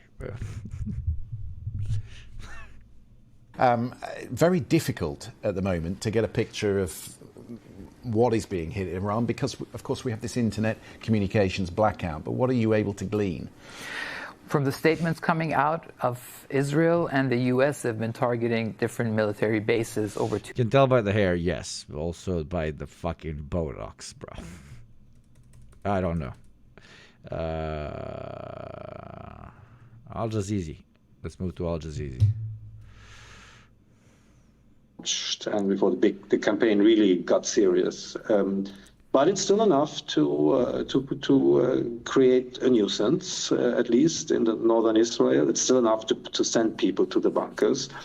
It's still enough to give Israel a pretext to say we have to occupy a buffer zone up to the Litani, up to the Awali. We'll see how far they want to go, right? You know, so that capacity is clearly there, and that is important. Very check this out. I found this to be fucking hilarious, chat. Check this out. Okay, this is mind blowing. I agree with Novara Media. Gotta reach out to Novara Media. This is my. President Trump says basically, we have nobody to replace. We want to do regime change, but we killed all the guys we wanted to install. Or most likely the Israelis killed all the guys they wanted to install. I can't believe I unironically watched that segment of Trump speaking and I kind of missed that. But it's so funny. Let's see Novara cover it. I think it's going to be very, very, very interesting. Blowing moment in Trump's meeting with Chancellor Merz of Germany. He was asked who he'd like to take over in Iran now that the Ayatollah Khamenei was dead. Well, most of the people we had in mind are dead. What the fuck? So, we had some in mind from that group that is dead. And now we have another group. They may be dead also. The George R.R. Martin problem, killing all the main characters. Tell Trump to put me in. I'll be the new Ayatollah. Based on reports. Toast the android, toast the Ayatollah. So I guess you have a third wave coming in. Pretty soon we're not going to know anybody. This is how much he's fought through it. He's starting a war with a country of 90 million people is a very big deal. You're taking on a lot of responsibility in that moment. It's like, we killed them all. The people we thought could take over, we killed them all. Whoops. Oh, and then there were another bunch who we thought maybe could take over. Oh, we killed them as well. And there's a small group now who we think could maybe take over, but we'll probably kill them as well. And then we won't know anyone. Iran has a population of 93 million, I think. It's the world's largest Shia Muslim country. It sits on the world's second largest reserves of gas. It is the fulcrum in a broader Shia community of hundreds of millions of people in Pakistan, Iraq, Lebanon. Hundreds of millions of people. Great. It's been seamless. nobody's actually ever seen anything like it. If you look at Iraq, where very stupidly everybody was fired, the generals were fired, the military was fired, the police were They were stupid. These guys are smart. That's why it's difficult. fired, the fire departments were fired, and all of the government workers were fired. So after, people would call, they had no idea. And by the way, ISIS was formed. That's where ISIS came from. All of the fired people. We don't believe in that. Oh, yeah, definitely destabilizing Iran, completely balkanizing it, most likely, is not going to create an insane power vacuum that will form new massive terror cells. It will also not lead to the radicalization of the far right in Europe, because now there's 90 million, out of which at least 10 to 15 million will attempt to migrate into the European Union and to Europe as a whole, which is then going to stimulate anti-immigrant rhetoric by the very same Westerners and their governments that stimulated the Americans, jacked off their circumcised fucking wee-wee when it comes to going down this adventurous path in service to Israel. You think Israel's going to take 15 million goddamn browns? You think they're going to take Iranian refugees? No, you stupid fucking right-wing European white power cucks. They're going to come to your fucking house. And of course, it's very easy for me to make fun of right-wing idiots because they're fucking idiots and they're racist, and that's simple shit. What's unfortunate, though, is that this snake eating its own ass scenario, this continuous spiraling, is going to lead to a even further emboldened European right. And some right-wingers that actually do give a shit about race to an extent, like Nick Fuentes, who hates Jews because they are circumcising the Americans, and he likes sucking uncircumcised white cock. That's unironically. That's my analysis of Nick Fuentes. Nick Fuentes hates Jews because they're circumcising Americans, and he prefers uncut cock. He really believes in race, and he's like, this war with Iran is bad because it's going to further pollute the European genome. Tucker Carlson believes the same. That long term, the Israelis are playing them, so it's interesting. Imagine, if you will, an Ouroboros shitting in its mouth. Zdravo, brate. Everyone who got cold LARPers in chat, I want each and every one of you to know that I love you guys for your principled stances. Thanks for keeping me sane in the sea of Tritlerites. Oh my God. That's fair. Spot on analysis. Thank you. No, it is. It is no joke is. If you unironically, like if you care about the white European race not mixing, you are a fucking cretin imbecile, but also you are a fucking just dumb guy if you support this war in Iran, because you're going to have a bunch of non-whites in fucking Europe, like immediately. In your native European lands, like if you do not want mixing, then you don't want refugees, and if you don't want refugees, you don't want imperial war. So yeah, I mean, I don't know, bro. Like, an unironic white supremacist sitting in front of me and telling me that this intervention is somehow good for the white race is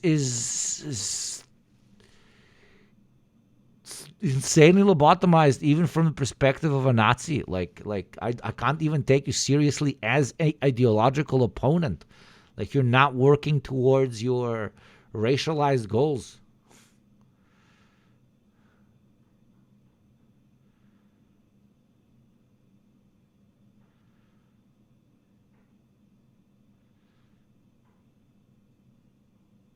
So, yeah, can't believe I'm making a white supremacist argument. Like, I can feel my mouth slowly filling with unironic feces as I'm saying the shit that I'm saying. But this war makes so little sense that even from a white supremacist perspective, it doesn't make sense. Even from a white supremacist perspective, it makes no sense. We unironically, brown red shirt alliance in not liking Iran, not liking the war in Iran. Communists don't want the war in Iran because they think that imperialism is fucked up, that sovereignty is sensical, and that the two settler colonial projects uniting to basically choke the fuck out of our beautiful planet is pretty bad. And the right should hate this because there's going to be browns in Europe. So, like, who does this make sense for? Israel. Yeah, that's it. That's it. No, that's it. You're not destabilizing China that plans on being almost fully fucking green in the next 2 decades. It's not long-term fucking Meta 5D chasing this shit. Like, they don't give a fuck. They don't give a shit. They're building a fortress back home. This serves no one except Tel Aviv. Tel Aviv. It really does. Pere Penada vibes in the Yugo chat. Damn. Why? What's happening? What's happening? Or is that good? I don't fucking know. What are you saying, bro? What is Noam Brodsky saying? What are you saying, my friend? What does that mean, brother? What does that mean, brother? They're infighting. What the? Please stop infighting, or the mods will start pissing down your mouth. Well, what's the conversation? Should I participate? What's the conversation? Is Hassan leftist or is he not leftist? Is a man that spits out baby leftists 300 a minute on a daily basis a leftist? Is that the discussion here?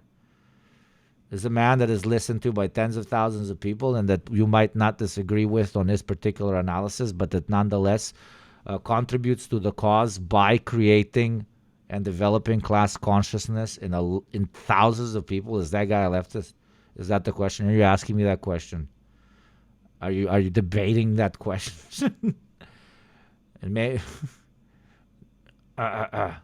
that's a fucking insane question to pose. The only thing we have close to a mainstream socialist, principled anti-imperialist that actually does a decent job of agitation and propaganda at the entry stage in the streaming space, the same way we have second thought in the video essay stage, documentary stage, etc., etc.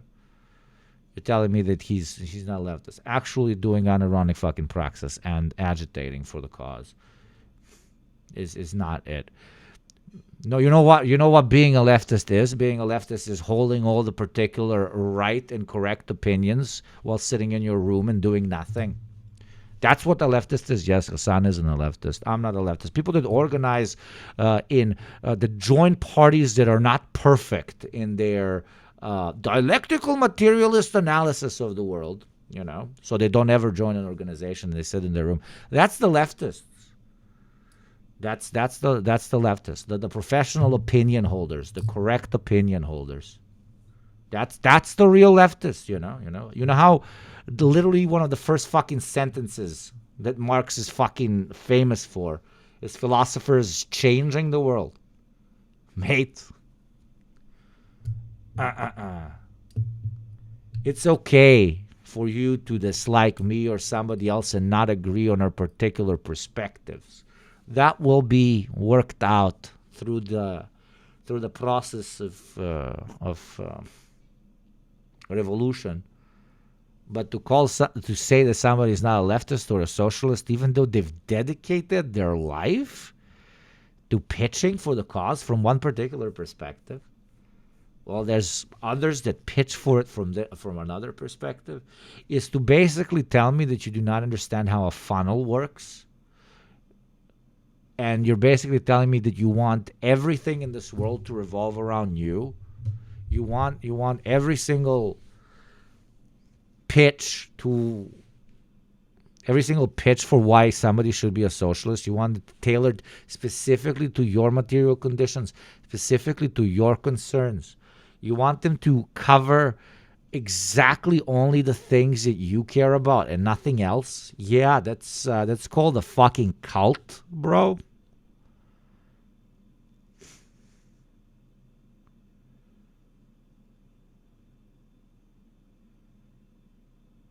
Rosa Lux, your schizo posting. Chill out a little bit, my friend.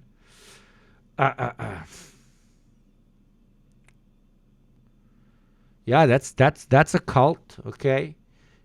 Agitation. That's what I can talk about. I cannot talk about organization because I listen when I'm in an organization. I am a propagandist. I've dedicated my life to this. And in agitation, you need 1,000 different fronts, okay? You need communists of every fucking ethnicity, every cultural background, every religious background, every fucking gender identity, every motherfucking subculture, okay? Disabled, every category. And then you need ones that unironically are spawning socialists by doing a Marxist analysis of Shrek, but you also need guys to teach you what the core differences between a Marxist-Leninist analysis and a Dengist analysis are of how a society needs to be run. Yes, at this stage of our development, we need a million fucking fronts. And whenever I see a new front coming up that is not doing infighting and it is not shooting backwards, is not shooting at comrades, but trying to just give another new pitch to new groups of people about why they should develop their class consciousness and they should dislike this system because of either its inefficiencies or its immorality. I'm like, yeah, it's space. Welcome to the space, bro. Welcome to the space. You're chill.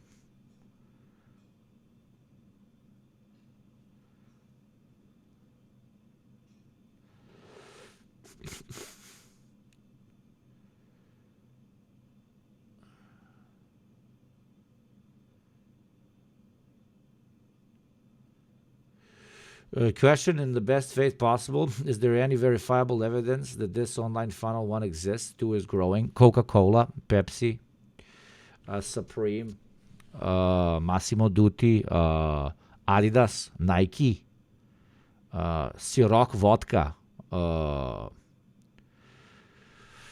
MacBooks, iPhones. That's your evidence that marketing funnels, agitation funnels, propaganda funnels, advertising funnels, call them whatever the fuck you want, work. People painting their hair yellow, painting it purple, painting it black. People shaving their head. People wearing incredibly uncomfortable shoes on stilettos. People not wearing shoes at all. People hugging trees. People cutting trees down. People thinking that global warming exists or doesn't exist is a product of two different funnels.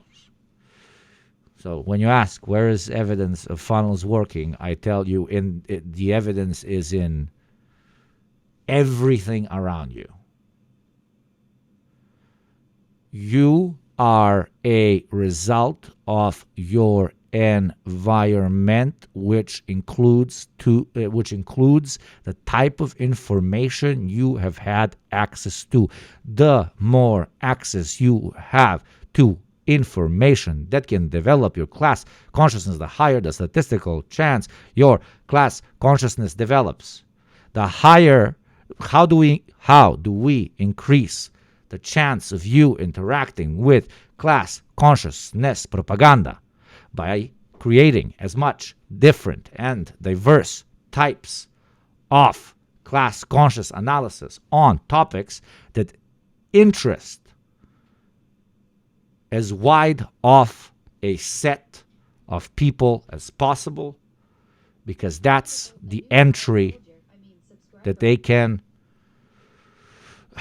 walk through before they actually start listening about the whole fucking communism shit. Okay? Thank you, Ross Publica. Thank you very much for paying forward and gifting 2 subs. Thank you very much for supporting what we like to do here. We like Sombro is chill. This is not even a conversation about Hassan anymore. I will be normal, chat. It's not that deep. Okay, Rosa. No, you're just Rosa's. When I said you were schizophrenic thing, I meant like you're like fucking, you know, you literally were. It's not about the Hassan conversation.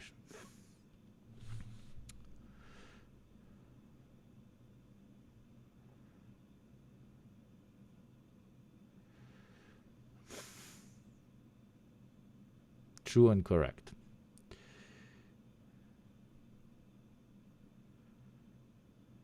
Who, the Greek streamer? He is a janissary.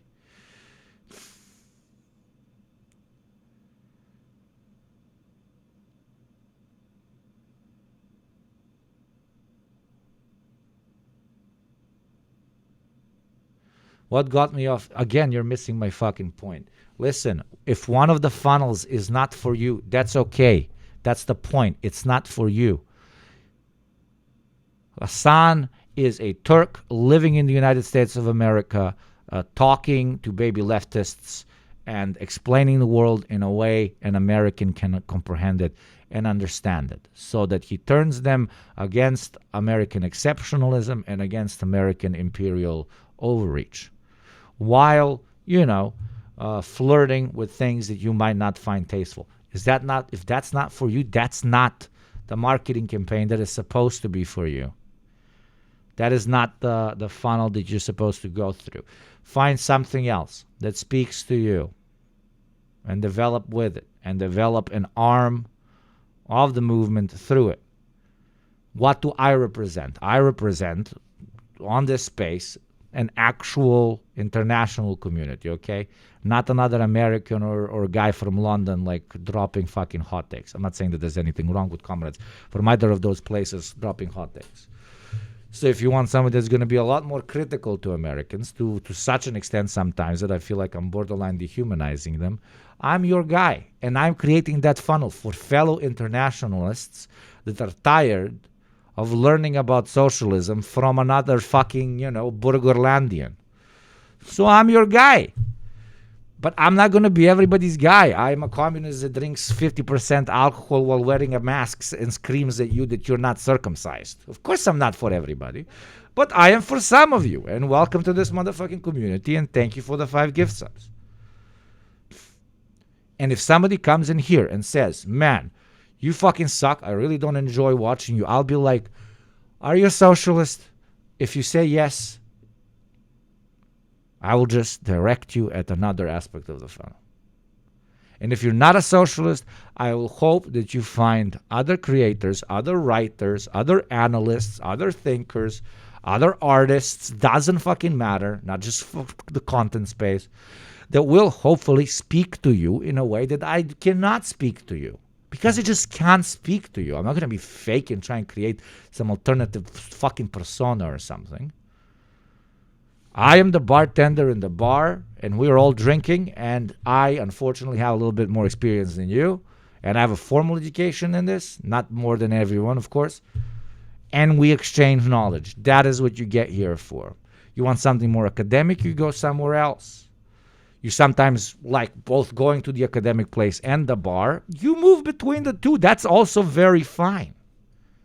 All I'm trying to say with this is, don't think that these spaces that are pitching socialism in an era where, especially in the Western Hemisphere, we basically don't even fucking exist.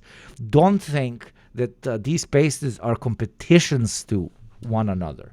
We need as many spaces as possible, talking to as many different categories of people in as many ways as possible in order to grow this fucking thing. Because I don't know, do you imagine a 60-year-old woman that enjoys knitting watching me? Of course not. Would I love to see a 60-year-old woman that enjoys knitting creating a channel in which, through knitting, she is explaining how socialism is based and you would have more access to knitting? If you lived in socialism instead of capitalism, yes, I would love to see that. Very stupid allegory, but you get metaphor, but you understand what the fuck I'm saying. Sorry, allegory, yes. More.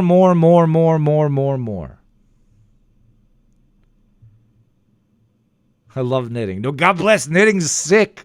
I'm not saying knit is not good, my friend. But you get it. You get what I'm saying. Because we all the time do it. People in my space also do it. We do it. We're like, what the fuck is this channel? It fucking sucks. What the fuck is, like, this is not serious. Why does he have so many views and I don't have so many views? And you go into down the fucking grifter mentality and you start losing your mind, which then unironically turns you into a tumor to the pipeline, to the funnel.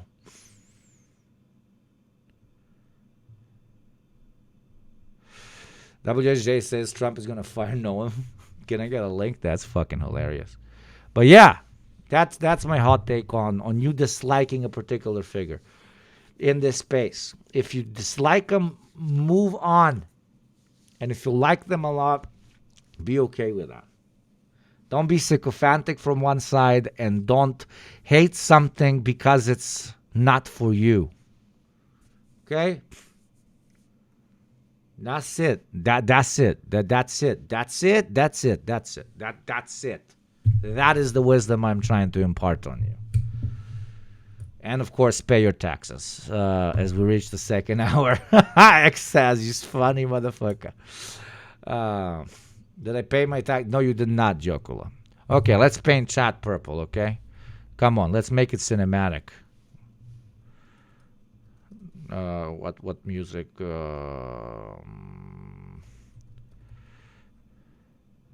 Wait. Yes. Yes, come on. Jokula, Aide. Purple. I want it purple. I want it purple. I want it purple. I want it purple. I want it purple. Purple. More.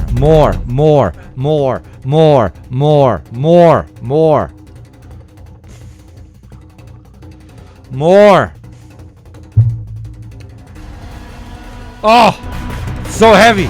More. Cheers.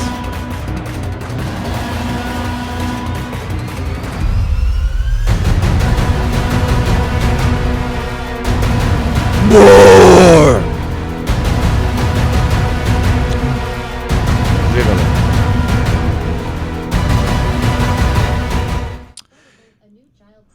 Hugo just went Kylo Ren. More! It's not working. Awkward!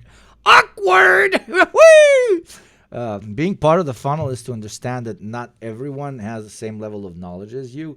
It is your duty to understand their gaps in knowledge and fill the void.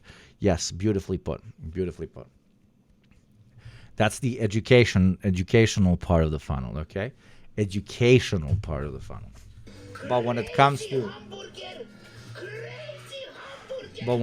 to simply introducing people to the ideas of our wider movement, it's all about basically quantity. It's all about as many fronts as possible as well. So I agree. Anaconda, first Western taxpayer of the day. But I'm not counting Anaconda, actually. No, we're on 0. I'll count Anaconda for the last time. I really shouldn't. Thank you very much, Anaconda. Anaconda, you want to do your spin now? You want to do a spin for 20? Fuck it. Let me do a quick spin for you. Chatters that are new, we do a thing here. The most illegal thing on Twitch, but we still do it. It's called gambling, but we do it ethically, and we spin a wheel. Anaconda, you have top Oilers, okay, in this stream. I give so much in this fucking stream. So, top 3 people of a particular week. Top 3 Oilers. In the next week, get free spins, okay? And Anaconda was second last week. Anaconda, what do you want to spin on? Second next week, which means Anaconda can spin for 20 subs for free. And if Anaconda wins, I have to buy 20 motherfucking subs, okay, for my chatters, which would have been won by Anaconda. Anaconda, tell us where you want to put it before I lose all the viewers, because a lot of people hate Gamba and they leave, but they are not based like us, okay? They hate us because they ain't us. They want news. They want news. They don't want to look at the ball spin, brother. So Anaconda, please, my friend, where do you want to put this shit?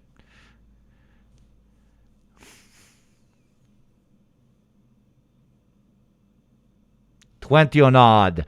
Let's go 20 on odd by Anya motherfucking Konda. And spin, motherfucking spin. 5 red odd. You win. Son of a bitch. Anya Konda always fucking wins, man.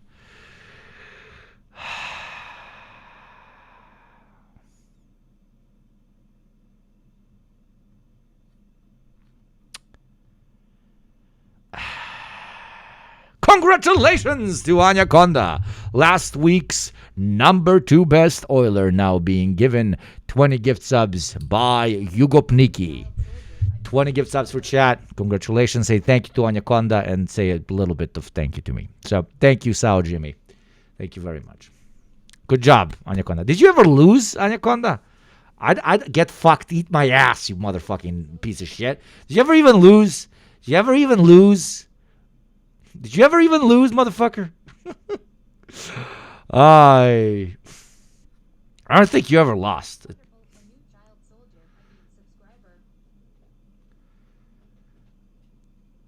It changed because there was a vote.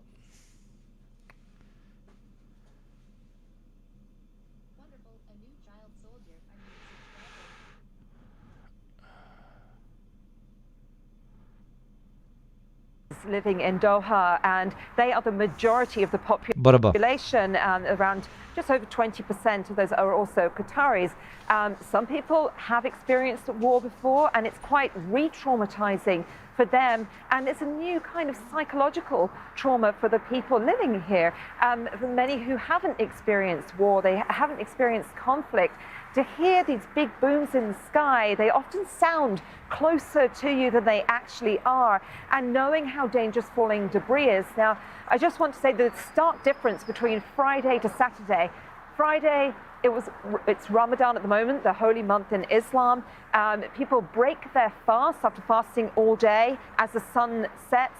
And then the markets and the streets are thronging with people out enjoying meals, iftar, coffees. They're with families. There's a real celebratory atmosphere. That was all folded on Saturday when this war began, when these booms started out in the sky, and suddenly people are wondering, where to take shelter, whether they can go out or not, how safe it is. You can see there are many cars still in the streets, so more people are going out, but they're being very cautious. So it's got a real psychological impact at the moment, more so. It's been a few injuries, but not many considering. Laura Khan reporting from the Qatari capital, Doha. Thank you very much, Laura. Joining me here in the studio, Danya Thafar. She's Barry, NBC News exclusive interview with Foreign Minister from 30 minutes ago. Thank you, Barry. New child soldier. Did I miss any? Oh, no, that was from me. Thank you, Deva Kiri. Yes, this is a kufte or something. Kufte, ne znam kako ga zovu ovi jebeni ovdje. This is all my broadcast can afford, but it is from a Western government, so have some Inuit bucks. Thank you very much for the Inuit bucks, my friend. And don't worry, man. Please, my friend, don't worry. We are coming on the air with breaking news right now. Your 100 is more valuable than hundreds of gifts from other people. Our exclusive interview with Iran. Exclusive interview with Iran. Iran's foreign minister who joined us from Tehran, which just wrapped up moments ago. The foreign minister answering questions about why Iran is attacking its neighbors in the Middle East and whether they're willing to negotiate with the U.S. But I started by asking who exactly is in charge of Iran right now after its supreme leader was killed over the weekend. Minister Arachi, we thank you for your time. Who is in charge of Iran right now? Well, thank you, Tom, for having me in your program. Well, I think the system is working very well. We have lost a supreme leader, but according to our constitution, there is now a council which takes charge of his duties, and then the president, the cabinet, ministers, everybody is in its position. So the system is working very well, and everybody, is in charge. Thank you, kindly Trick the Rogue, for the gifty. Thank you, my friend. There's been a council. We know that there's been a council to fulfill the duties of the supreme leader, but we also know that there's a selection process in play to pick the next Ayatollah. There are reports that Ayatollah Khamenei's son is a front runner. Yeah, and you guys are bombing the living shit out of all the potential candidates. Imagine if Imagine if they bombed the shit out of Kamala Harris's house. I don't know why I laughed. Oh, yeah, that was funny, because that would imply that Kamala Harris could ever be president. Sorry. You know. The Iranians would bomb houses of people that could potentially become the president. So Kamala Harris would be pretty safe.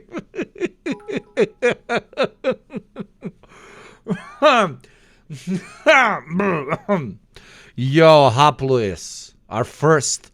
I'm not calling that Anaconda didn't pay taxes, but Anaconda paid taxes all the time. So our actual first Western taxpayer of the day. Haploi, thank you very much. It happened to be Greek Haploi. Kalimera, Kalispera. Kalimera. Harris marked safe.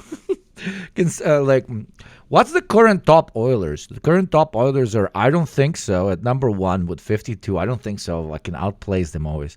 Crisco as number 1 at 52. Crisco number 2 at 50. Anaconda, close third, only 14 difference. Then RXS right behind Anaconda. And then Shadow Rounder at a third. Nanoy at a 25. Man, what happened to all the OGs, dude? This used to be populated by Berry Balls, by Pizza Famine, by McGin, by all crazy motherfuckers.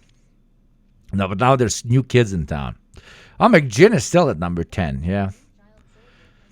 We got Trick the Rogue at 9. We got Haploi at 8. Good job. Thank you, Megan Lowndes, for your developing world taxes, my friend. Thank you very much. They gave you too much oil. I have too much oil. No, I am beyond grateful to them. Without them, the show could not have started. It was very difficult in the beginning. So, fucking legends. I'm just, Cynical Chris. I'm still here. Cynical Chris is a fucking OG. Cynical Chris is a... Don't even get me started on Cynical Chris. That would be too cynical.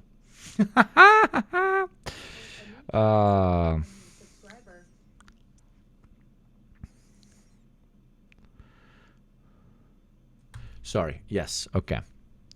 Let's listen to an American ask the foreign minister of a country that was one-sidedly attacked on why he's the bad guy. Is that true? Sky Blue, yeah. Well, actually, I have don't exact information. There are many rumors around. But Chris, by the way, do you still live in Poland, or are you outside of Poland? Are you Polska Polaku, or are you Polska Londonaku? But we have to wait for the assembly of experts to choose the new supreme leader. I also asked the foreign minister about Iranian ships being sunk and whether he believes Iran can win this war. Here's what he had to say. The world saw your battleship sunk in the Indian Ocean. I always lived in Poland, never moved. Fucking klasa, blad. Polska góra. Of Iranians. I respect. It's all the only Polish guys that get in chat that are reactionary are, funnily enough, don't live in Poland. They literally don't put their proverbial money where their mouth is. They come in here and they're like, fucking hate immigrants. And I'm like, dude, where do you live? I live in London. And I'm like, kurwa. Well, real fucking OGs, stimulating the domestic Polish economy are fucking chilling in Polska Polaku, bro.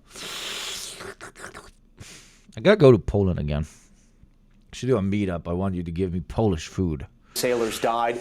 Your response was, quote, Polish food is very good, by the way. When I went to Poland, it was really good. All the dicks were uncircumcised. Poland does not serve Israel. They are not circumcised. In the Indian Ocean, dozens of Iranian sailors died. Your response was, quote, mark my words, the U.S. will come to bitterly regret the precedent it has set. So what is Iran going to do? And at this point, given the state of your military right now, what can you do? Well, first of all, that was a training training ship, which was invited by the Indian Navy to take part in an exercise. and they went there as their guests, the Indians guests, and they did participate in that exercise, and they were in their way back home, and the ship was unarmed. So attacking an unarmed ship full of training officers and sailors is a war crime, I have to say. What type of battleship? Minister, excuse me, but what type of military would allow a battleship into the ocean with no weapons on board? Well, because it was, the goal was not, their aim was not going to war. They meant for every military ever that is going to a training, every military ever on planet Earth. Was the attack on Pearl Harbor justified then? I know I'm strawmanning the shit out of this, but what?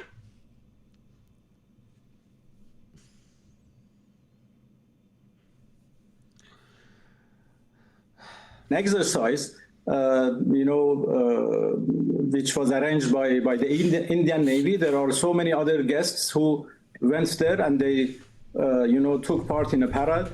And, everything was a peaceful, training course or peaceful training process.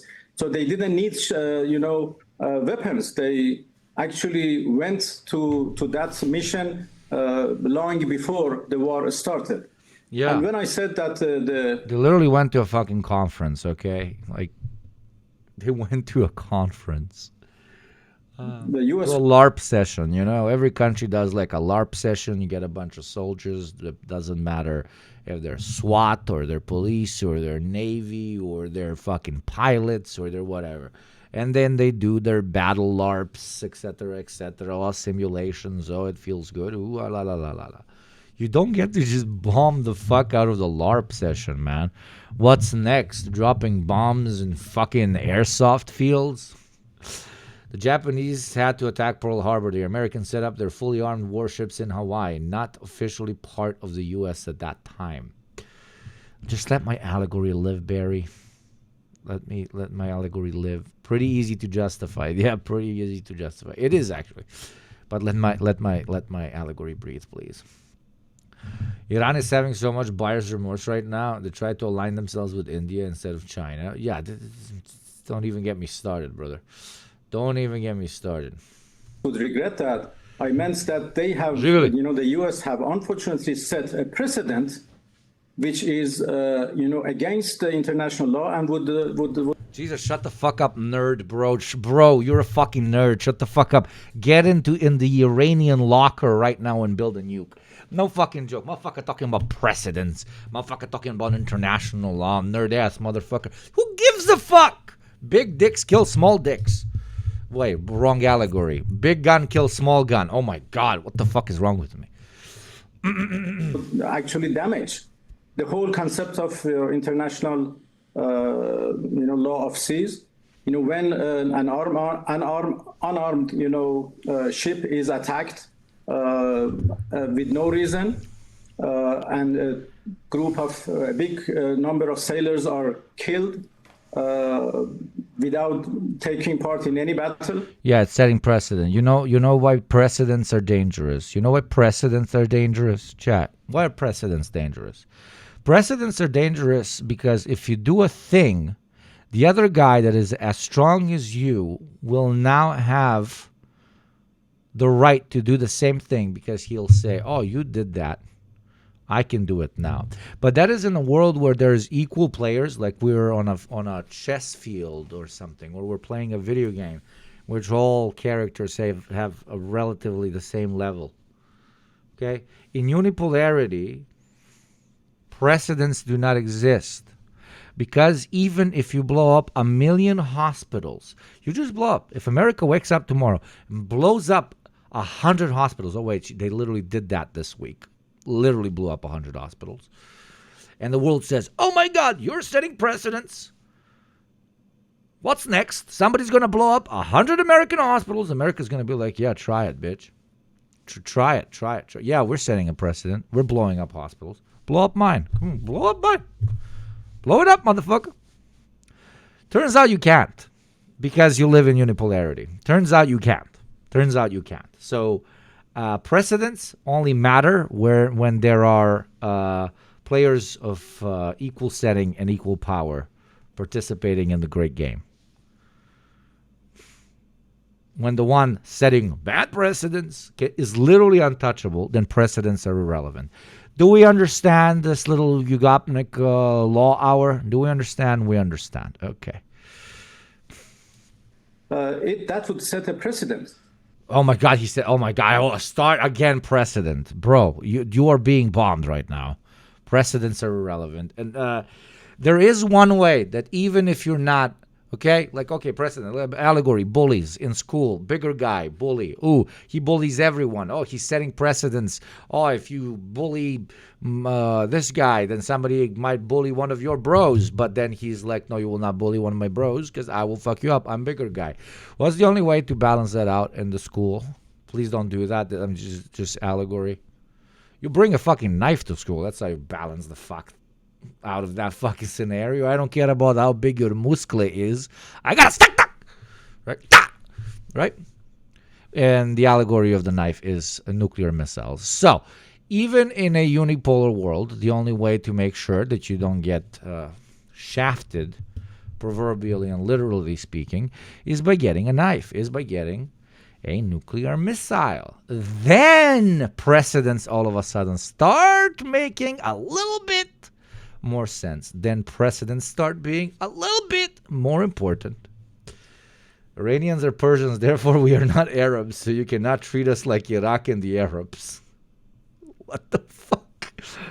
So yes. What's up, lesbian hot sauce? And the US Dropside News might be a little bit better. Dropside News is very old. This is 30 minutes old. Yeah. The U.S. says it controls the skies, that Iran's ballistic missile attacks have dropped more than 80%. The U.S. has hit over 2,000 Iranian targets. The Pentagon says America is winning decisively. Do you think they're wrong? Well, I think, now 6 days after the war. No need to apologize, my friend. Jesus. No. You did good by introducing it. Now I show this one. Your intention by telling me that the Dropsite News one is better makes sense because people from Dropsite News are much better journalists than this. I'm talking to my producer right now, by the way. So from your perspective, that makes a lot of sense. Now I will explain why I'm looking at this and why sometimes I do prefer Chud NBC News interviews of foreign figures, because it gives me more space to do anti-imperialist analysis, because I point out the hypocrisy of empire in the form of the how they're asking questions.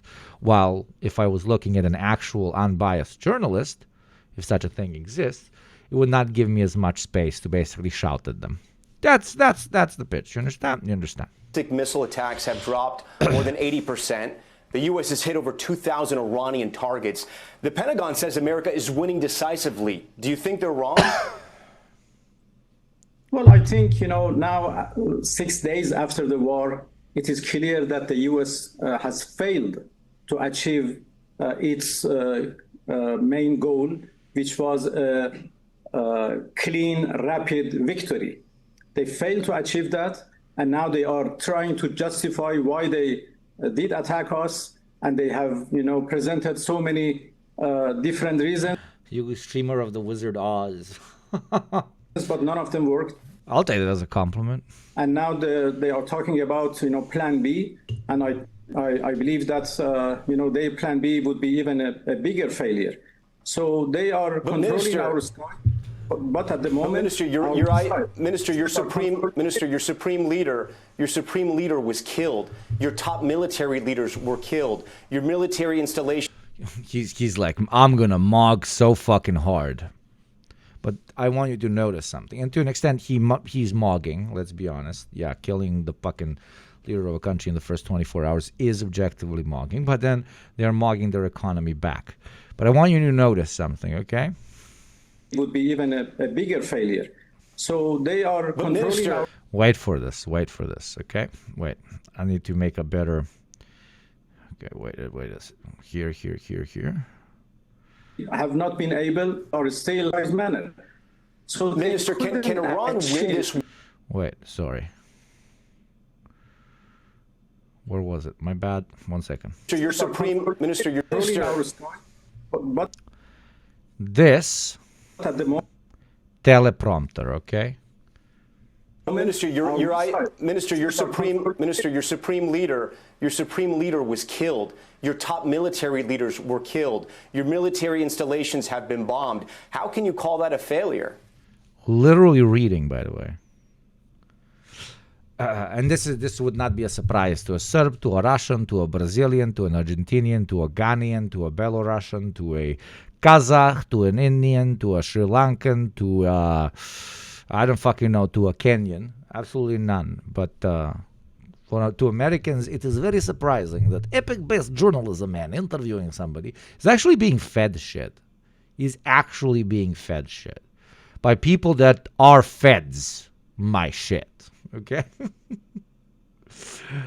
So yes, there are unironically compromised guys working inside of the media apparatus that during times of crisis and war especially make sure that only one particular type of consent manufacturing happens.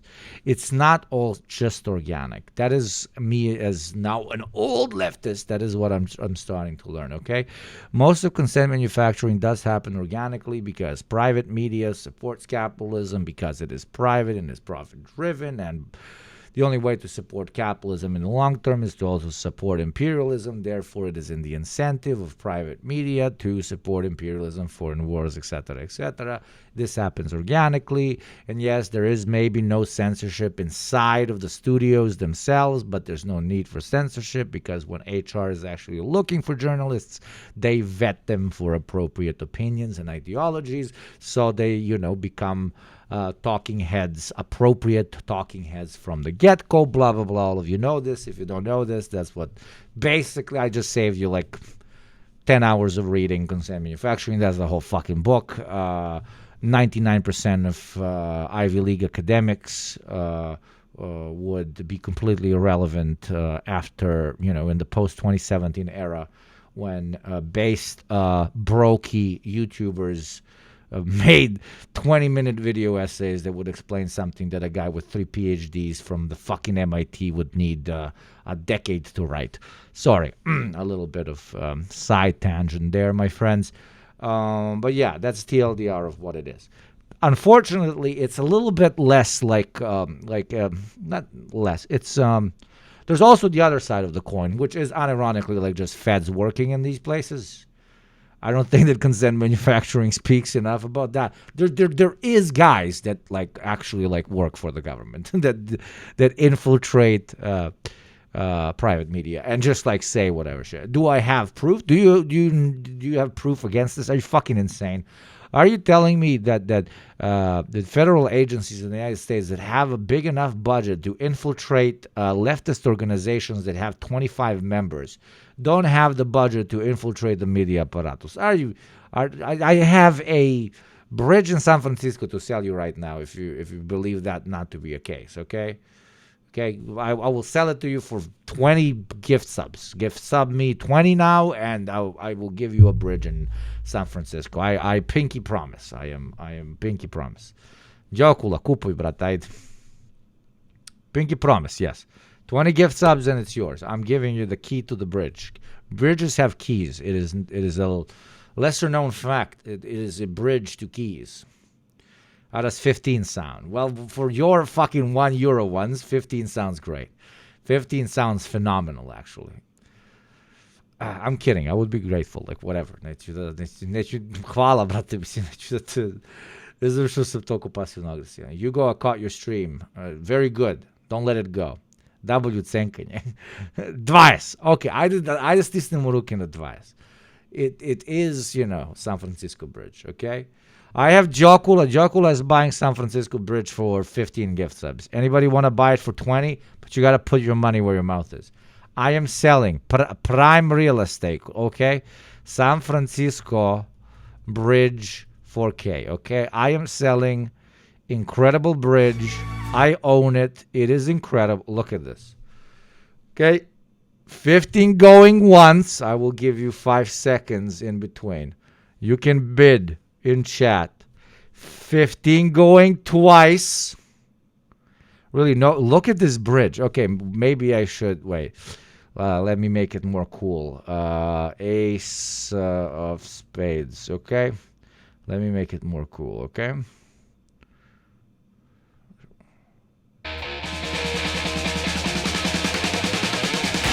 This bridge only for 20 gift subs. 20 gift subs. This bridge. 15 going once. 15 going twice. 15 for this bridge. Let's go, let's go, let's go, let's go. Do I have a 20? Do I have a 20? Who is coming in with a 20? With a 20, with a 20. 20, do I hear a 20? Do I hear a 25? 20, 25. Do I hear a 20? Do I hear a 20? Do I hear a 20 for the San Francisco Bridge? San Francisco Bridge 20. Or is 15 going 3 times and sold? Is it sold? Is it sold? Is it sold? Is it sold? 15 going once, 15 going twice, 15 going 3 times. And sold to Jokula, the new owner of a big bridge in America.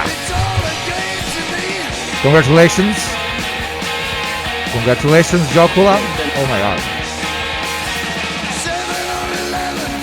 Sold to Jokula for 15. Tom Scruffy coming in with a 5. You get the entryway to it. Jokula gets the whole bridge. Let's go! Bridge belongs to Jokula.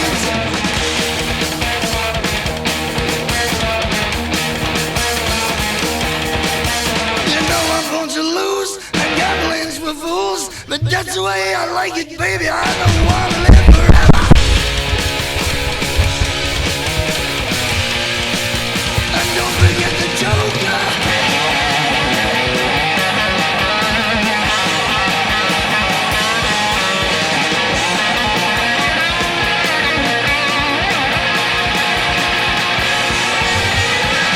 You think you know niche, extremely niche? Yes, I'm bleeding through the mask. No, I'm not. No, it's fine. I think it's fine. Who gives a shit? Talk about creating the most niche environments. Playing Motorhead over the San Francisco Bridge being metaphorically sold as an argument for why the feds definitely infiltrate private media companies in the United States of America. That is an ace of spades. Everything you see, you know it's gonna be the ace of spades, the ace of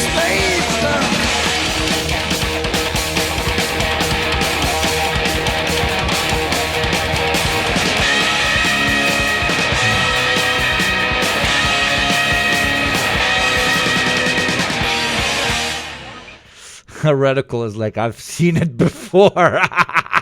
I love you, man. That made it funnier. Thank you, Jokula. Thank you, J-Day, for the 5. Jokula's gifties count like a Western tax, even though he's definitely not from the West. Thank you, Jokula. Everybody say, Hvala, Jokula. When are you kicking out all the homeless under the bridge, Jokula? Jokula's a ruthless Balkan capitalist, okay? He's gonna blow up that bridge. And he's going to make a new one that's like, decked out with gold and platinum. And it's very flashy. And, like, he's going to wave a massive, like, flag on it. Somehow that sounds more American than whatever bit I was doing about you being Balkan. Anyways, we have a hype train. Do your part if you feel like it. Thank you very much, Polaris, for the bits, my friend. Thank you. Hype trains are nice. Right now they're at 6. Right now the hype train is at 6. Wouldn't it be funny if it went to a 7?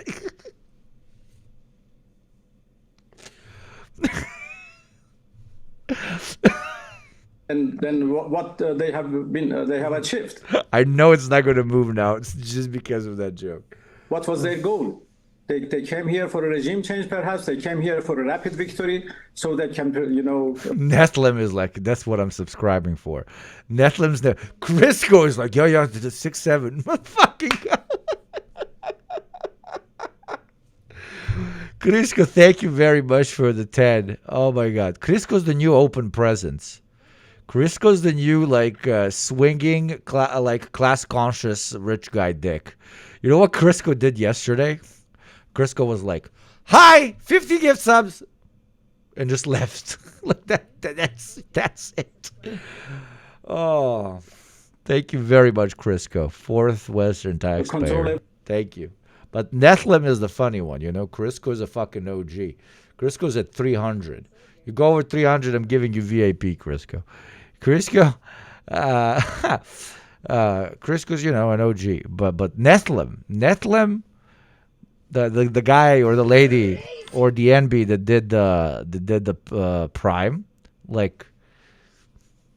listen to this whole show, was not convinced that my analysis is worthy of a free Prime. Heard me say 6-7. Here is my money, sir. I can imagine Nephilim right now. Like Nephilim is like, listening to the whole show. Ah! He said 6-7. Here's my money, sir. Everything, but they have failed. The system is working. The commanders have been replaced, and the supreme leader is going to be replaced soon, according to the procedures set by the Constitution. And I don't know what the journalist wants him to say. Yes, it was an L to lose the Ayatollah in the first 24/7 and a bunch of high-ranking generals. That is objective. Please do not cope in my chat. But also, what is he supposed to say? Is he supposed to say, yes, you guys really fucked us up with that one. Holy fuck, mogged, hoo-hoo. But now we're mogging you by having a superior, almost cartel-like system in which the military is now divided in many cells and operates independently, which limits your ability to destroy the entire body of Iranian defense. Blah, blah, blah. You get my point, right? What the fuck is the guy supposed to say? He's supposed to say 6-7. Oh, my God. I am going to ban you. I swear to God. I don't think I've banned anyone in 6 months, except maybe the cumskin, pigskin guy. And I'm going to ban you. Stay mighty. Thank you very much for the sub. President Trump, the current secretary... What, is this new? Блядь. March 5th, 8:46 p.m. Is this new? Whoa. Truth social. Wait.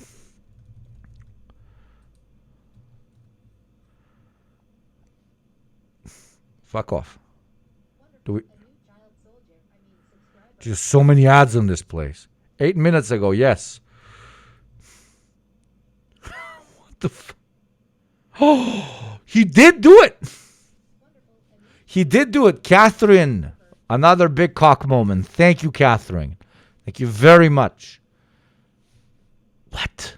I am pleased to announce that the highly respected United States Senator from the great state of Oklahoma, many circumcised people in Oklahoma, they know what to serve,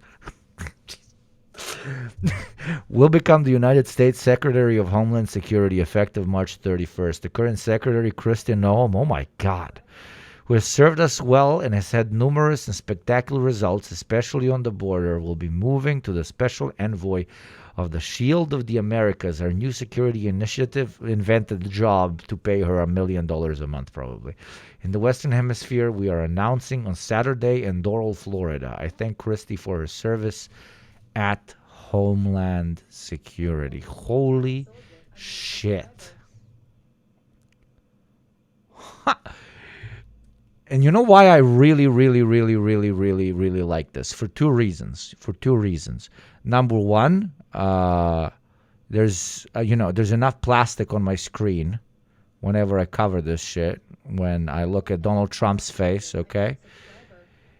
But now there's going to be significantly less plastic on my screen.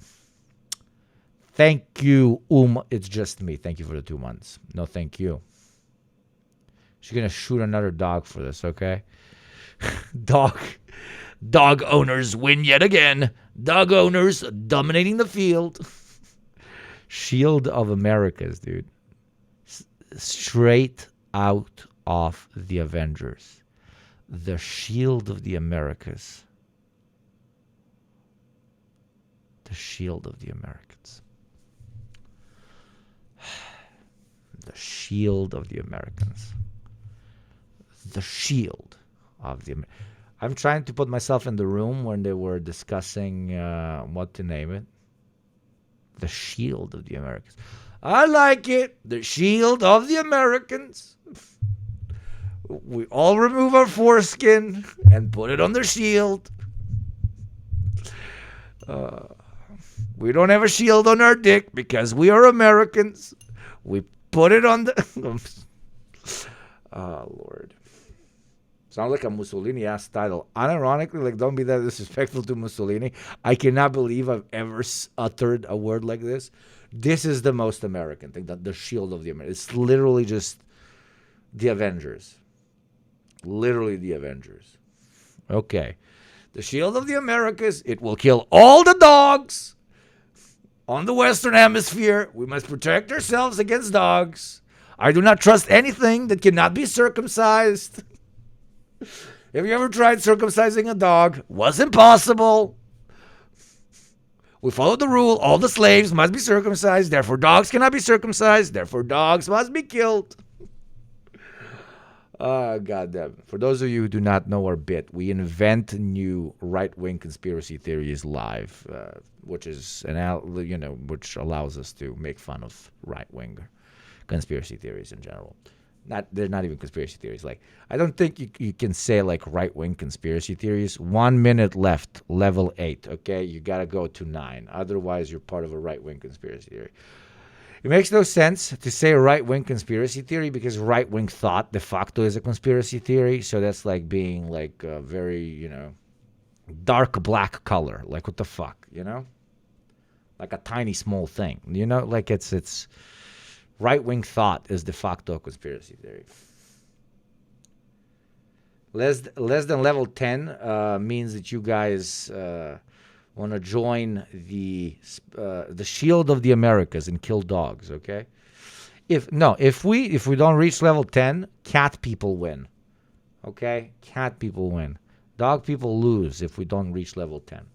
Serving 10 years in the United States House of Representatives and 3 in the Senate, Mark Wayne has done a tremendous job representing the wonderful people of Oklahoma. So many new babies circumcised, where I won all 77 out of 77 counties.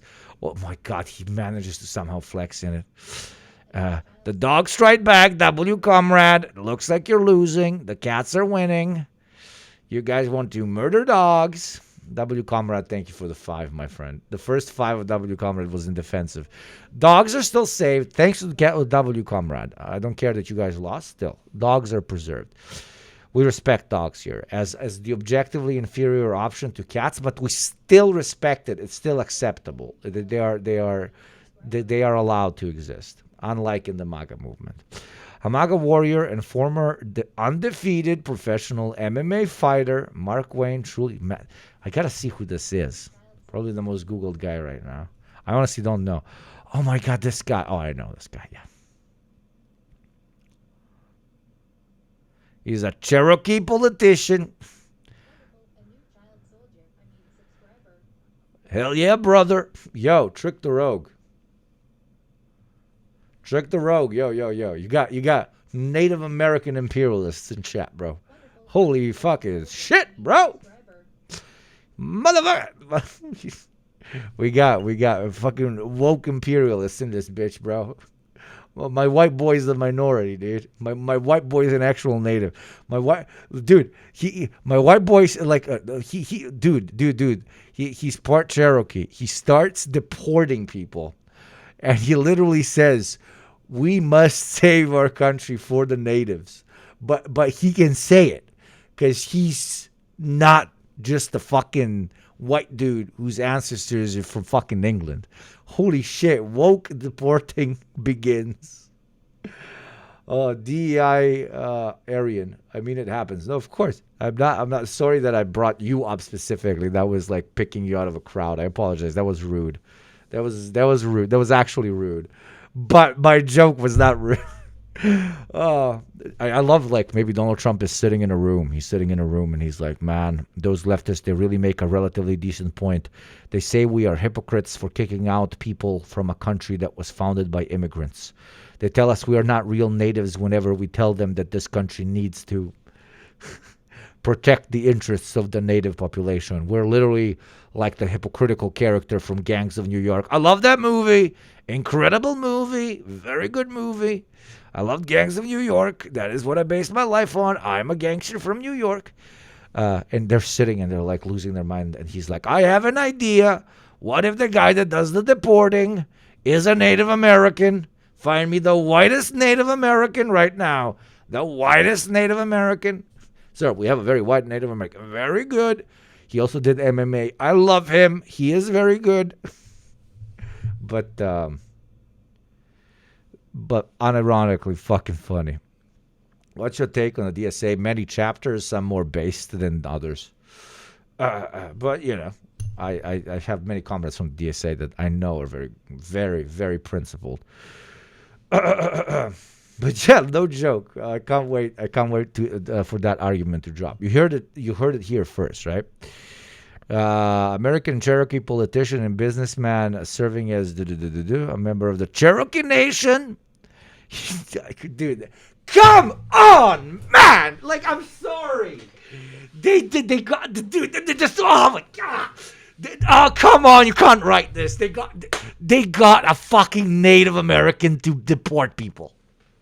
They got a Native American to deport. Oh my fucking god.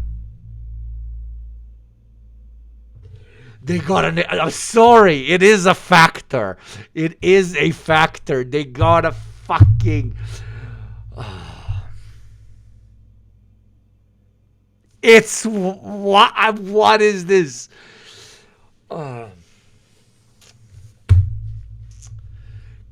Epic, crazy, wow.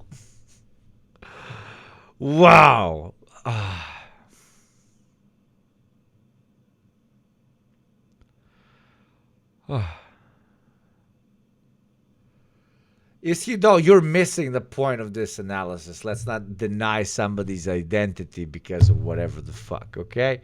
He's a member of the Cherokee Nation, blah, blah, blah. That's not the point of this. Doesn't matter if he was a fucking black disabled lesbian. Well, what does matter is that this definitely played a fucking factor.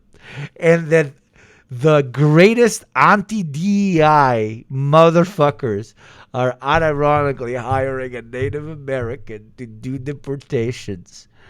The one thing that everyone always called out the American right for, which was non-natives kicking out other non-natives, is a silly, stupid thing to do, and they go and they hire a native. That is very cliche. That is so cliche that my brain is melting.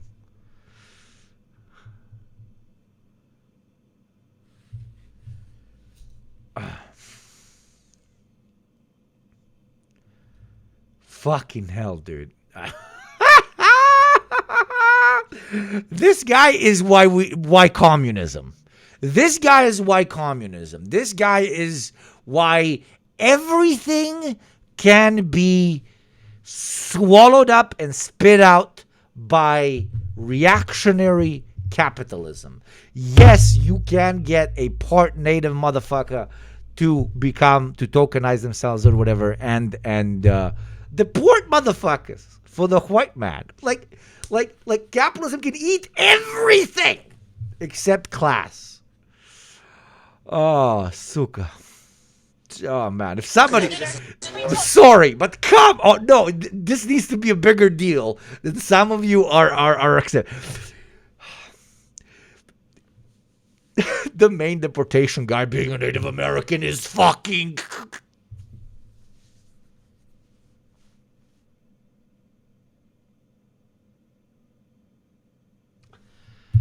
It's a huge deal.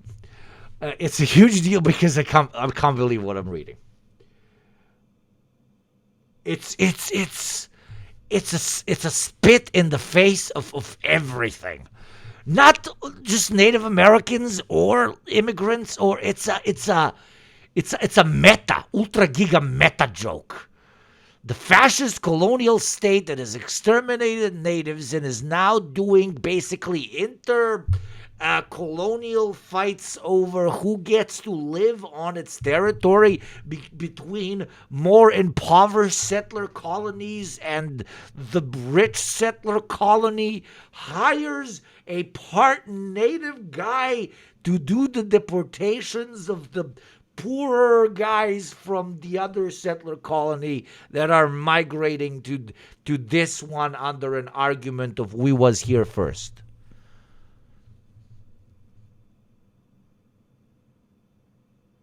Wow.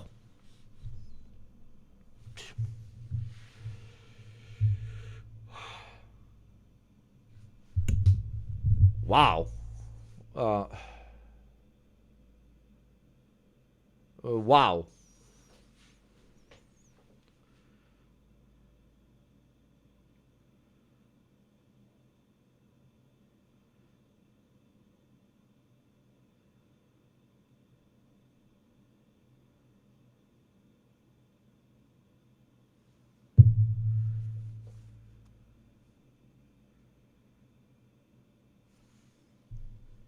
I wish I was doing a bit right now. I don't know how to continue today's stream.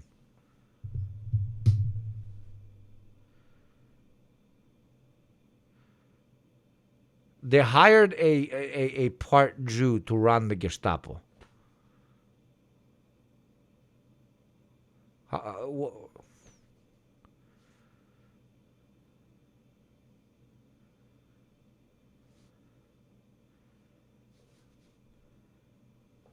It's a countdown bit. It's a countdown bit. It's a countdown bit.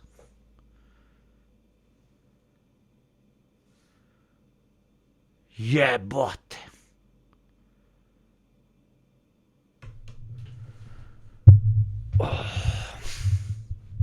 You'll concede this is war. We haven't declared war. They declared war on us, but we haven't. War, Secretary Hicks said. We haven't declared. Just now, you said this is war. They've called it war. They've called it war. What I was saying. Okay, well that was a misspoke. What I was saying that they've declared war on us, but war is ugly. It always has been ugly. But we're taking out a regime that's been trying to attack us for quite some time. But you're not. You'll concede this is war. He's milquetoast. Ay, ay, ay, ay, ay. The right that keeps telling us that us lived out cucks, lived out woke cucks. I'm not even American, and I know it doesn't happen. That, lived out woke cucks, sissy boys use identity as a cudgel to get along, and then we have a part native guy running this shit is.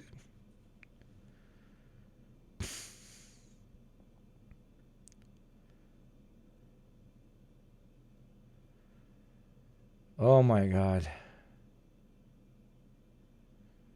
There's a Cherokee guy that's going to be kicking out immigrants. Mark Wayne truly gets along well with people and knows the wisdom and courage required to advance our America First agenda as the only Native American in the Senate.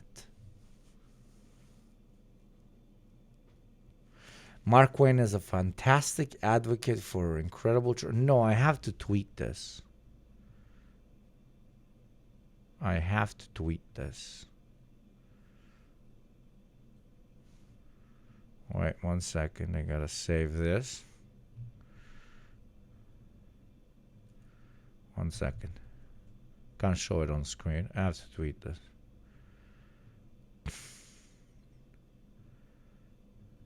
I don't even know what to tweet, honestly. I'm melted.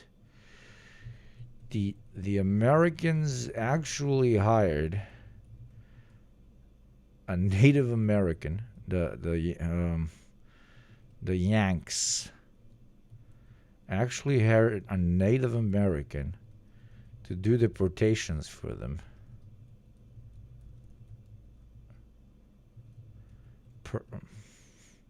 Oh my God. Just tweet fuck. In fucking sanity. Remember when they made fun of Elizabeth Warren for claiming her indigenous heritage? Of course. It's like religious coalition, but racist. Wait, I don't have it. I don't have the. How do I put it? Wait, the only Native American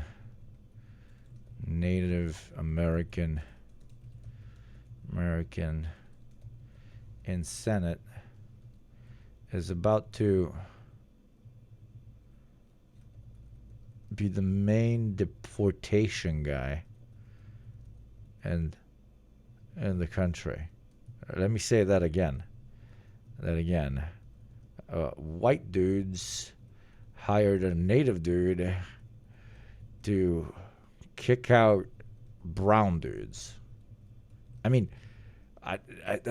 it's a stupid tweet. I don't like. I can't like whatever I write. It's a shit tweet. Like it's.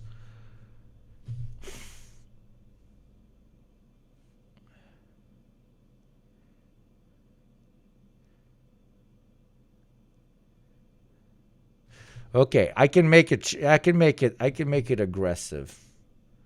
I can write, MAGA goes DEI. MAGA goes DEI. Hires only. Get caps look. Hires only Native American in Senate to be the main deportation guy in the country. Let me say that again. White dudes are... it needs work. It needs work. It's kind of weak, man.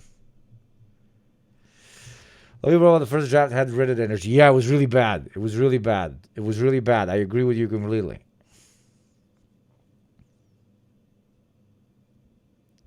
I'll put it like this. I'll make it like fake deep. You want fake deep? You go. I'll give you fake deep. You go. White guys hiring a Native American guy to kick out brown guys is the most American thing I've ever heard.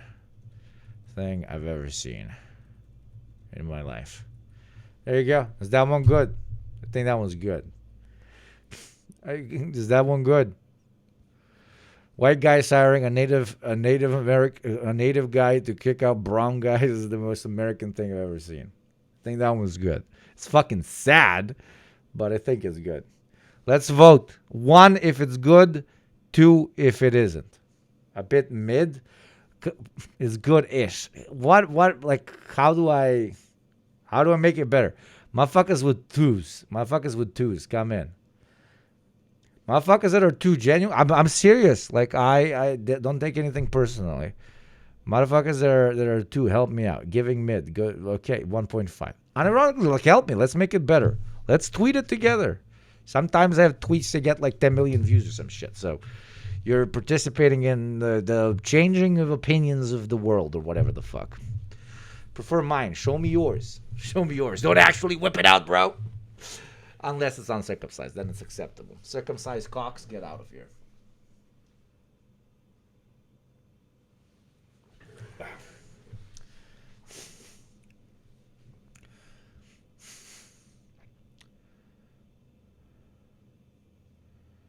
Most Western left thing is criticizing without solutions. This is a tweet, mate. I agree with you, but this is a tweet. I am not about to write a pamphlet. Ayatollah Joe, like literally one of my favorite chatters, but Ayatollah Joe, you just did this meme. You just did this meme. You just did You just did this. Ayatollah Joe seeing my one sentence tweet, not doing enough criticism. Being like, I would prefer this. And I genuinely do. Like, Ayatollah Joe's one of the smartest chatters in here. But come on, man. Ayatollah Joe be like, I want this to be the tweet. I want you to explain to everybody reading.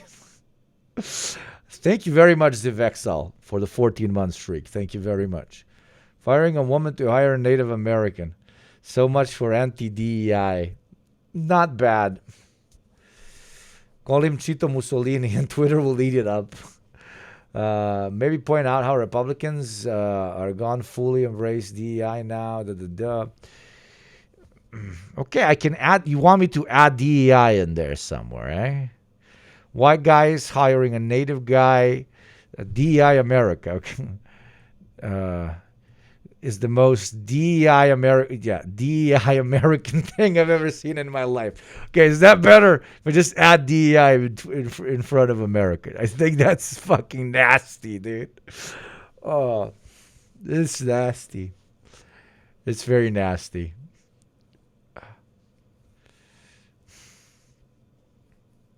You like it? Is it better now? What else to add? I would just say, once again, white guys hiring from the global south to do their dirty work for them. Absolutely, but that's kind of what I'm saying. That's kind of what I'm saying. Okay, let's vote. 1 is good enough. 2 it needs work. But I want guys to write 2 to actually tell me what you would add to it. This is real communism. Writing tweets together as bros. Thank you, Raccoon. Thank you very much for continuing your sub. Okay, everybody is saying 1. Okay, very good. Except RDM says 2 more. Okay, everybody likes it. Okay. Now, this is your tweet, chat. Now you gotta retweet it and like it and stuff, because it's your tweet. It's literally your tweet.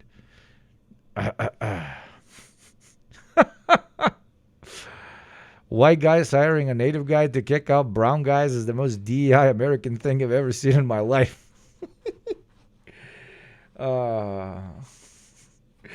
Imagine the part native guy goes like, now that I have the powers, I will kick out all the white people from the continent. He's like, why? I have tricked the Yakubians. I look like a Yakubian, and I have tricked the Yakubians to allow me in the halls of power. Now we shall initiate the deportation of all the whites.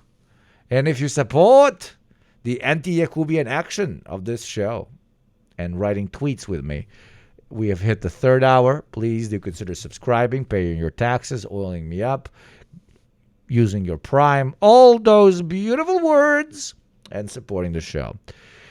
When I hit 5,000, I'm going to make custom motherfucking balaclavas that I will also sell to you guys for basically break even. So let's hit that because it's fun. You get 10% off. We have no ads, no sponsors, all the classics. Let's turn chat purple, okay? I don't have to sell you a bridge in order for you guys to support the show. Thank you very much. But yes, this is a decent tweet. This is a 4 out of 5 tweet, okay? They accidentally hired the wrong Native American.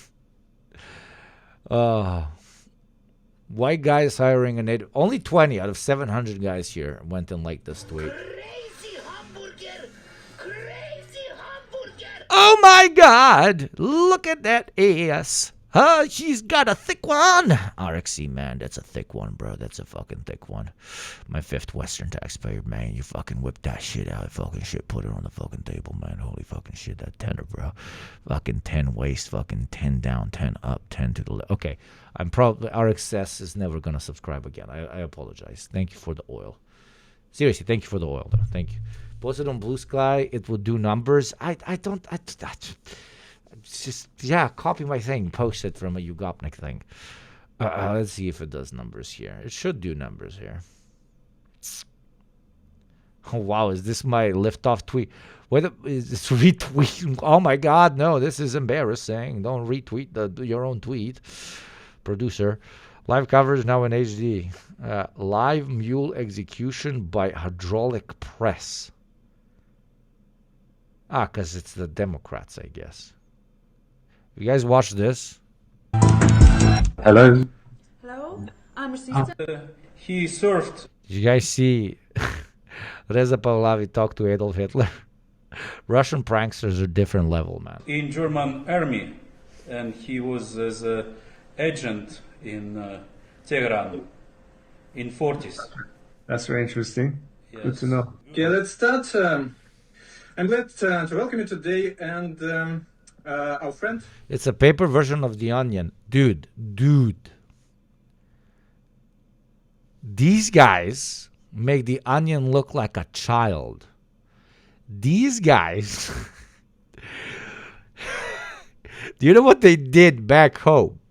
They called the son. I'm pretty sure it's the same guys. They called the son of the Minister of Foreign Affairs of Russia, and they pretended to be a military recruitment officer, and they told him that he needs to go and register at the nearby base because he's being sent to Ukraine.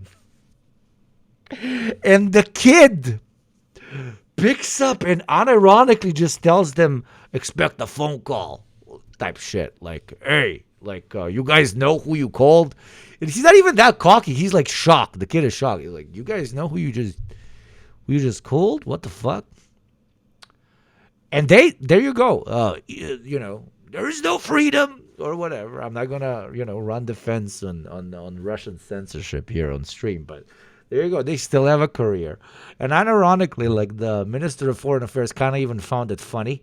And he, the way he got out of it was by saying, no, I agree. My son should be sent to war, but just like all of your sons, but we can't send sons of important political figures because if they get taken by the enemy, they can be used to leverage political power against people in the establishment, which we cannot do. Which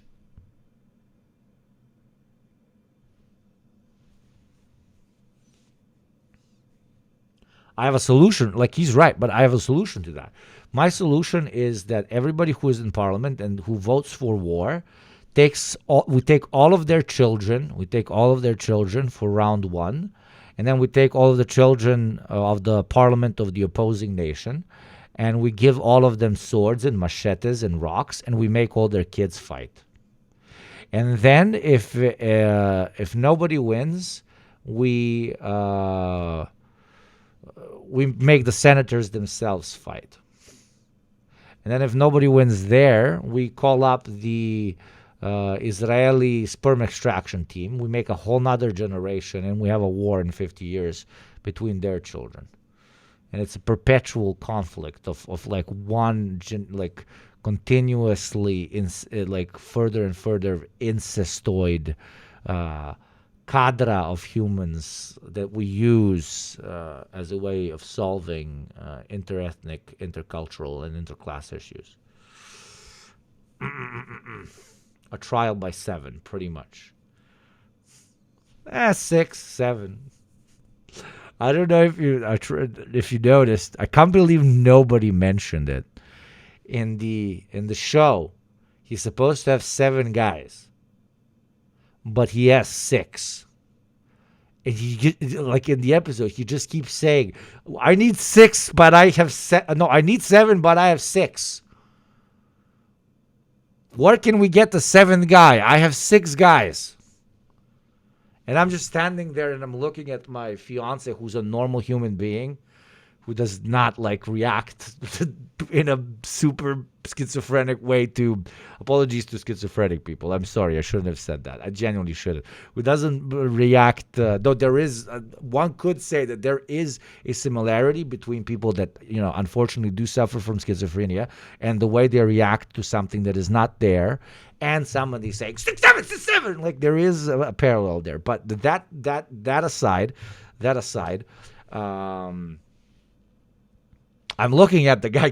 I'm looking at the knight in the show, like, walk around, like, left and right. And he's like, I need the 7th guy. I only have 6, and I'm looking to the side. And she's just watching, or she's concentrated. I'm like, and she looks at me like, popcorn. Keeps watching. I'm like, keeps watching. And in my brain, I'm thinking, I'm going to tell this to chat, that they're going to get it, man. They're going to get it, man. Fucking woman moment. Am I right, brother? Yeah, fucking woman moment. I think that's Tourette's. Maybe. There's a Polymarket account that has correctly predicted 5+ major government and military actions, and it has a bet placed on U.S. entering Iran in the near future. Yeah. But it's,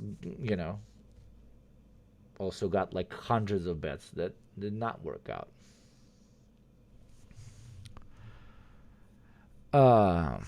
Anyways, yes, third hour. Subscribe to the motherfucking show, you know? I don't want to have 3,724 subs. I want to have 3,764.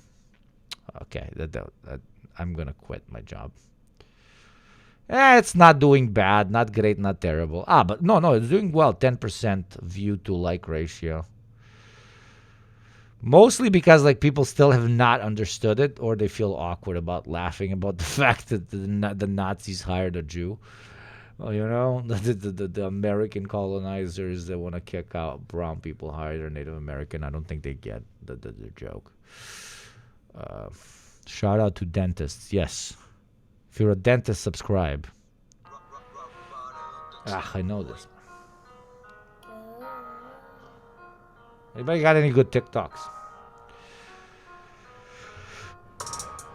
Evacuating the majority of these embassies and sending people to safer locations. Now, let's go across to the United Arab Emirates. There's a few kinetic things happening in the sky there. The first is they have been, again, putting up their defense systems against...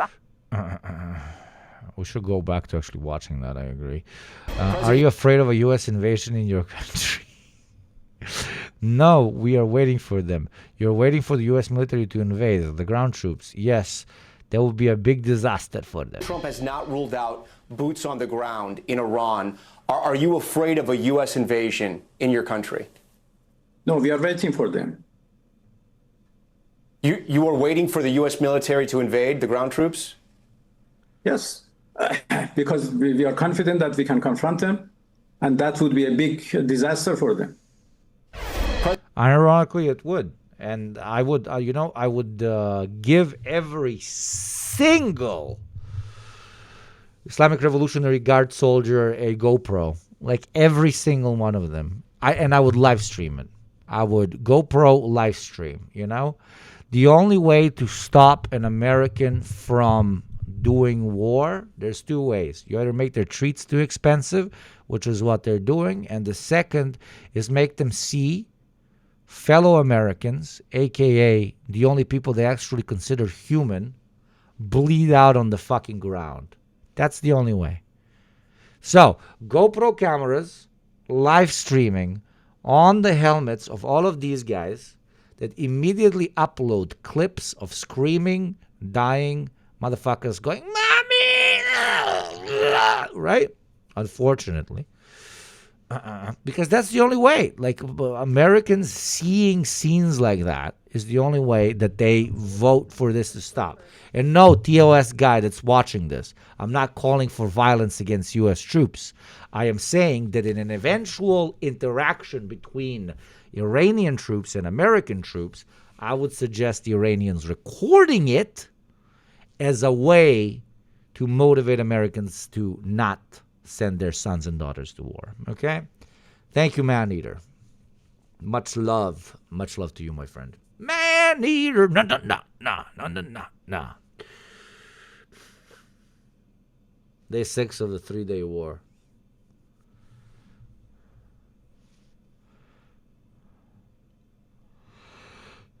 There are two types of Persians. So everything is in order. Yes, we have been targeted, but we have also have attacked so many targets in Israel, and so many targets belongs to the Americans. Their assets, their bases, their installations in the region, and they have not been able to prevent those attacks. Our missiles are still working. Our missiles are still in place and hitting their targets in a very precise manner. So, Minister, can Iran win this war? If I can ask you, can Iran win this war, and what does winning look like for Iran? What do you want him to answer? What the fuck do you want him to answer? I mean, I would react the same way if he asked an American foreign policy guy, can the United States win this war? Like, what the fuck do you expect the guy to answer? Thank you, Sky Blue, for the 5, baby. Taxpayers fucking up the fucking RA, man. Yeah! Well, there is no winner in this war. Oh, based. Basado. Oh my God. Fucking Gandhi just dropped. Oh my God. Gandhi part 2. Oh Lord. Gandhi with an AK-47. And Astaghfirullah. Oi. Alhamdulillah, Gandhi just dropped. Holy fucking shit. In war, there is no winner. Ah! Like for Iran. Well, there is no winner in this war. Our win is to be able to resist against, their illegal, Thank you, goals. Psiola. And this is what we have done so far. So they have failed to achieve their goals, and we have been able to resist against them, to stand against the most powerful army of the world, as they claim, together with, Israelis, who are also claim to have the big army. 2 of them are nuclear armed, but still the people of Iran, the army, the armed forces of Iran have been able to stand firm against them. They couldn't thank you. stop us firing Thank you, Neb. missiles to Israel and to other destinations. We are doing very well, and they have not been able to stop us. So this is our win. Yeah, how? And I don't think they can be a winner at the end of the day. Minister, explain to us and to the world, really, Iran has chosen to attack at least 10 other countries, many of them your Arab neighbors. None of them were involved in this war. Why are you attacking your Muslim neighbors during the holy month of Ramadan? During the holy month of Ramadan, mother of goddamn CIA prompt reading, holy fucking shit, goddamn, oh my God.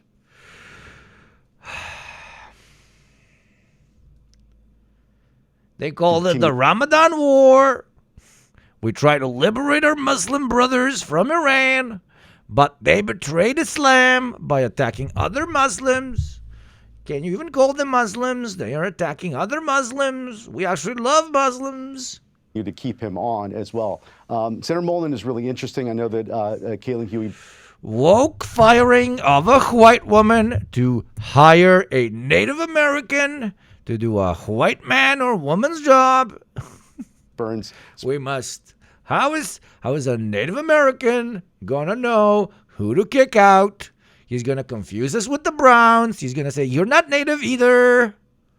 But we gotta make sure he knows how to differentiate the base non-natives and the non-base natives. The first Trump administration, and there was a. Wait, I wanted to hear his answer. Okay, there you go. Oh, please don't mistake. We have not attacked our neighbors. We have not attacked Muslim countries. We have attacked Americans' targets and Americans' bases, Americans' installations, which are unfortunately located in the soils of our neighbors. So we have made it clear for them.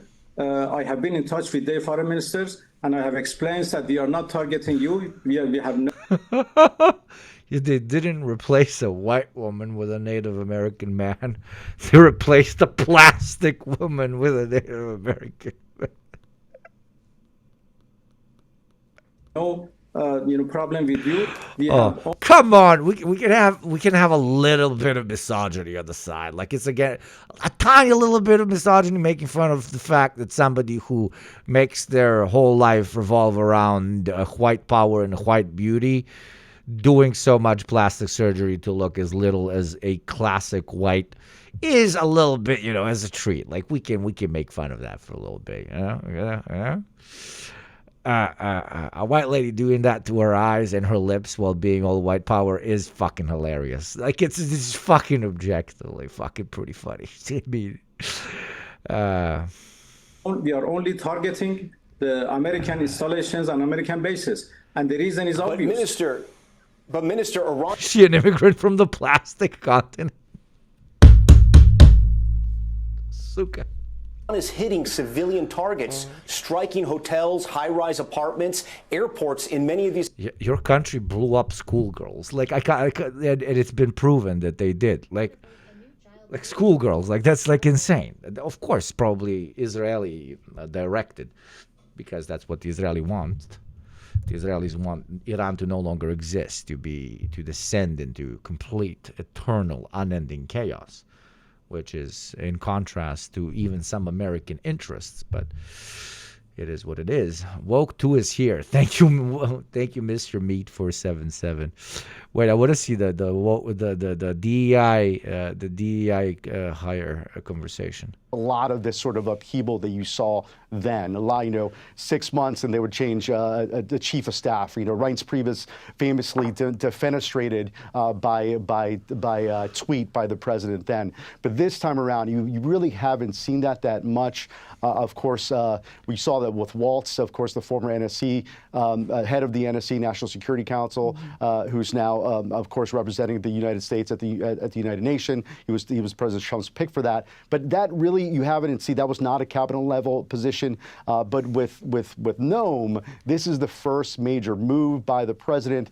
Really, I had been speaking to senior White House officials this year that there was there had been this growing sense within the White House that it's not that fucking complicated, okay? Trump wasn't happy with the negative PR that he received from Massachusetts. Lots of uncircumcised guys in Massachusetts. Very dangerous place. They have not signed a deal. They still have foreskin. But yes, lots of that. That's why he kicked out the ICE leader. That's why he's kicking her out. He's just very, very, very, very unhappy with how that hit him PR-wise. He couldn't believe that approval ratings of ICE plummeted so much. Up to 20%, not plummeted 20%, plummeted down to 20% approval ratings. So he's cleaning house now. He's, reordering the deck of cards. Ha! They got rid of the chicken-legged bit.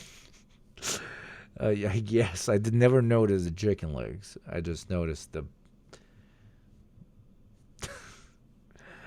Lord.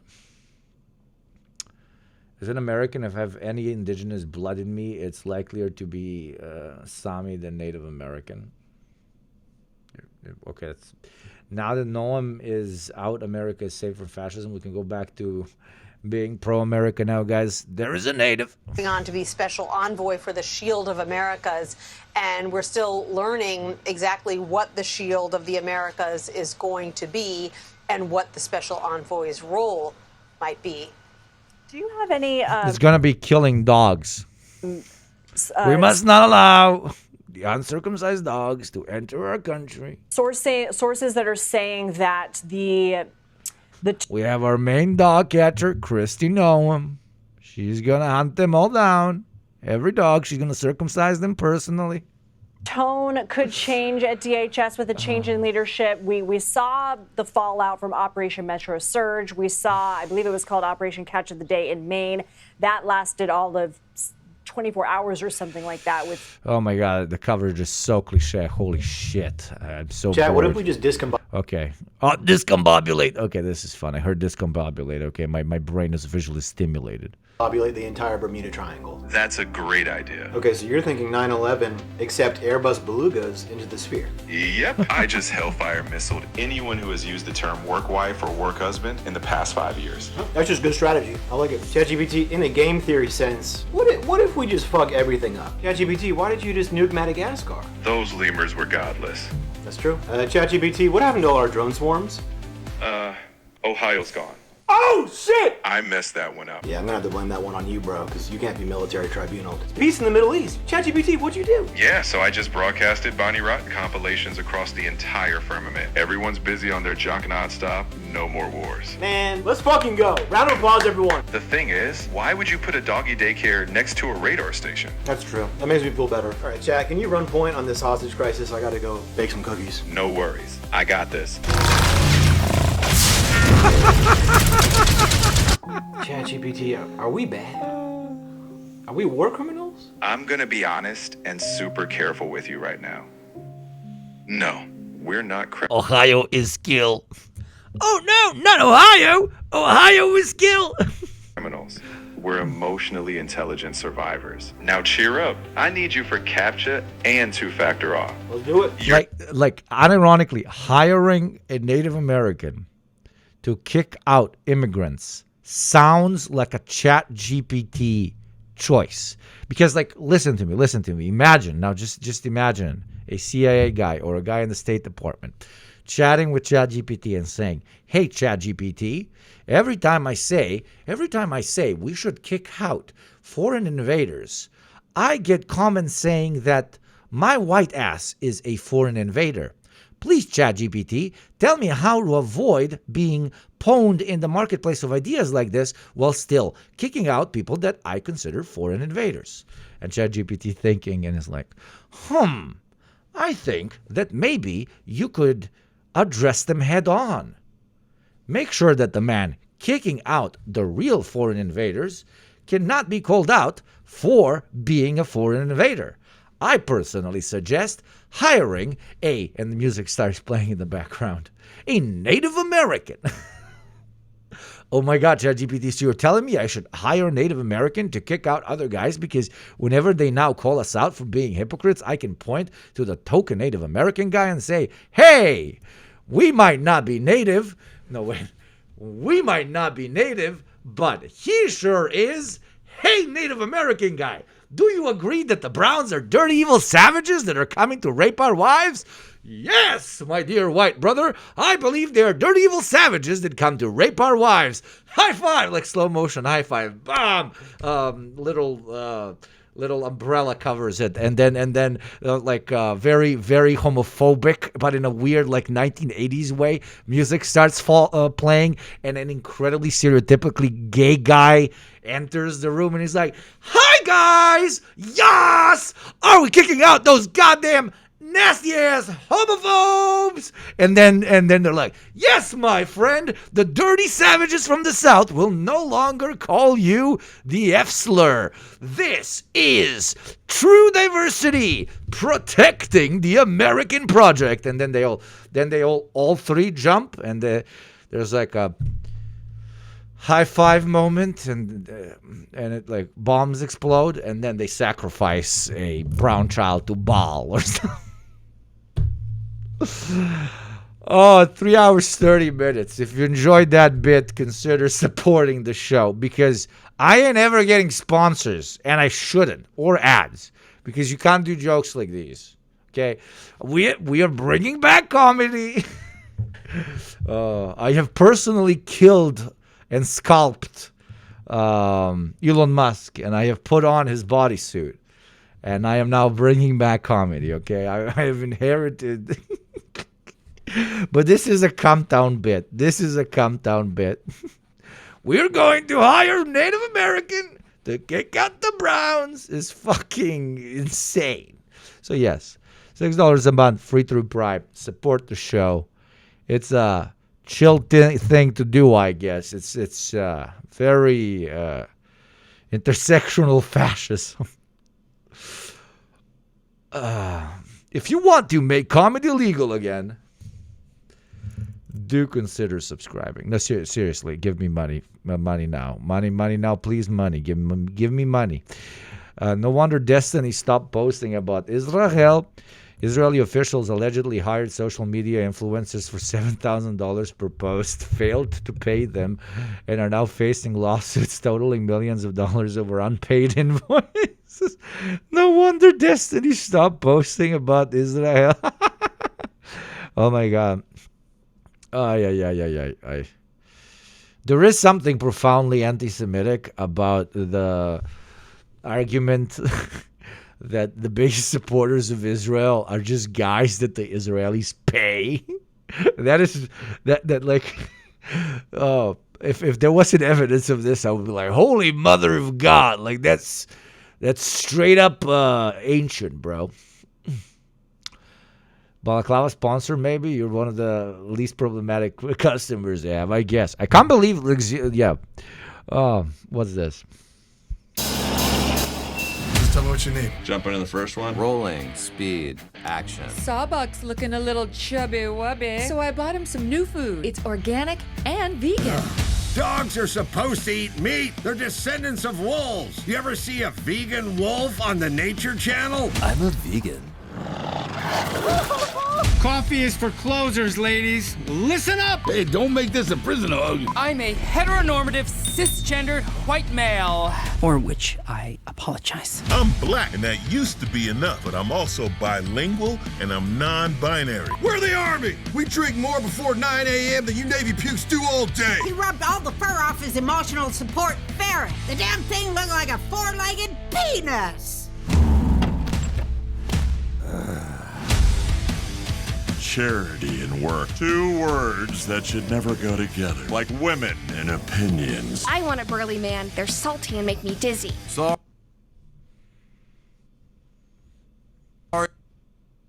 Like women and opinions. I want a burly man. They're salty and make me dizzy. Sorry, just need to No, you cannot fix her, you fucking cunts. find a thingy to fix my gaming chair. When I was on the construction site, my chair was a 5-gallon bucket. It was also my toilet.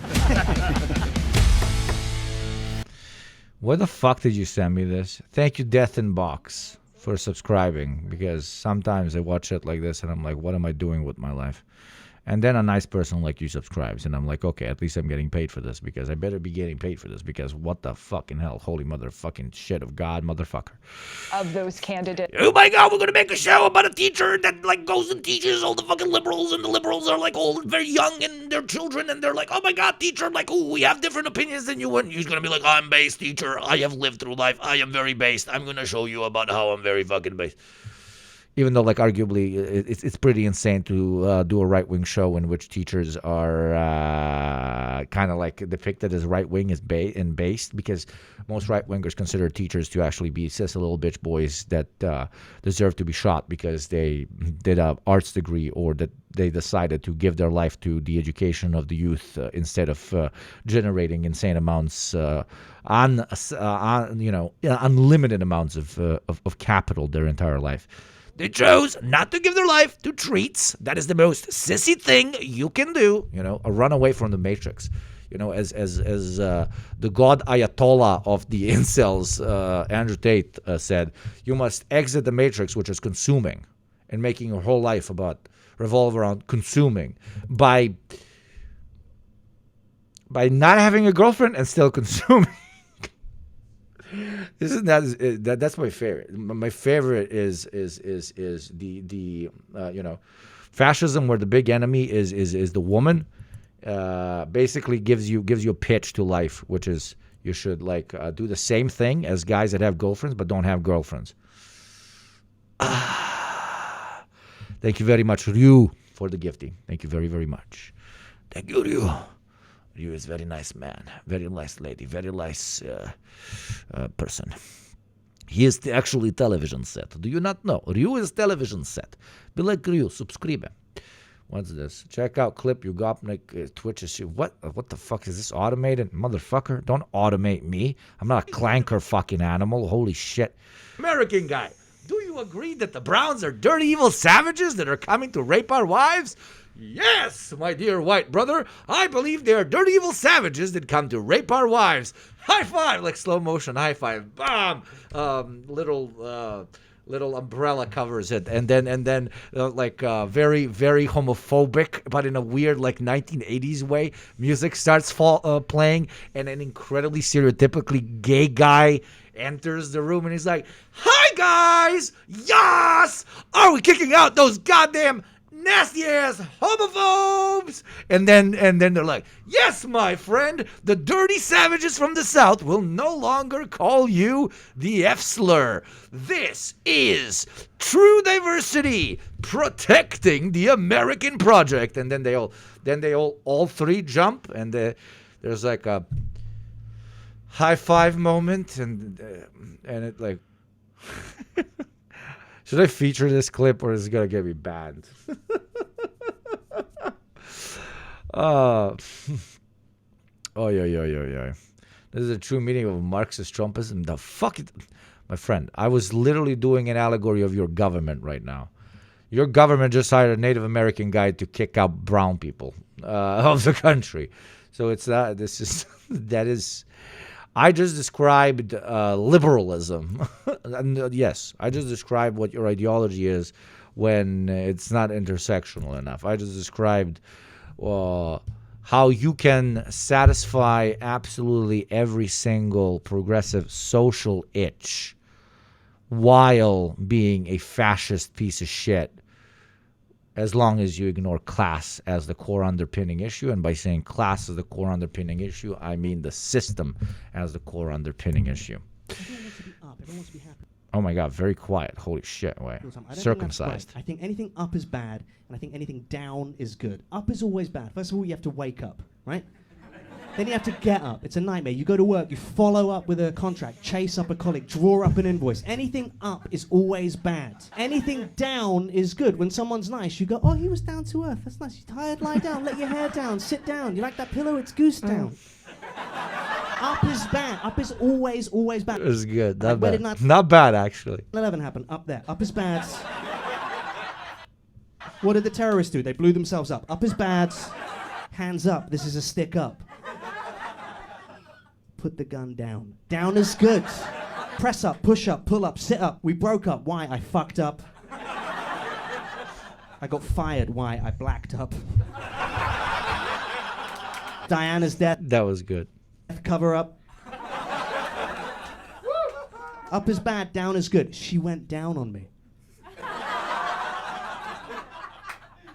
But I couldn't get it up. Up is bad. Juan Alana, thank you very much for the sub.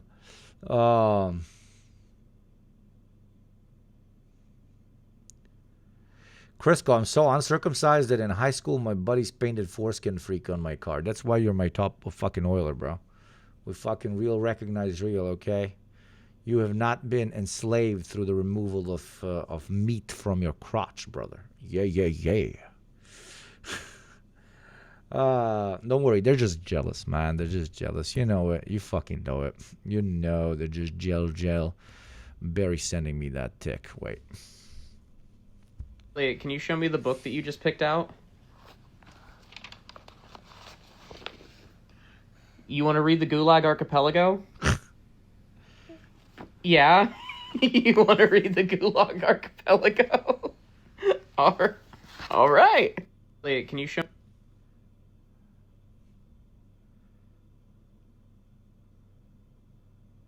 Not a future chatter guy. A future fucking Epstein Island visitor, dude. You guys, I don't think you know what that book is. Solzhenitsyn, no! That's the one. That's literally the book that says 100 Gorillion. 100 Gorillion. Oh, thank you, Cuphead, for motivating me so hard, man. Oh, man, you're really hyping me up. And we had heard. It's everywhere you watch. Ads, fantastic. Let's continue the interview. These countries, those are not military targets. Well, no, we have targeted very well. The Americans are. Maybe there have been some collateral damages, as it is in every war. You know, look, more than 70,000 people were killed in Gaza by Israelis, and Israeli army called all of them collateral damage. So yes, there is the possibility of, you know, collateral damages in this situation as well. This is what we have warned everybody in the region beforehand, that if they... but he's not counting on the main collateral damage. Actually, there's two collateral damages of attacking Dubai, okay? One of the core sources of European wealth is going to Dubai and having an Emirati shit in your mouth, okay? And vice versa, this is really bad for the Emirati economy because... the main thing that motivates Emiratis to actually go to work in the morning is knowing that if they make enough money, they can shit in other people's mouths. So by attacking Dubai, you are limiting the inflow of people who either would want to be paid to be shat in their mouth, or people that can have access to people that they can shit in their mouths. So it is very problematic and it is very scary.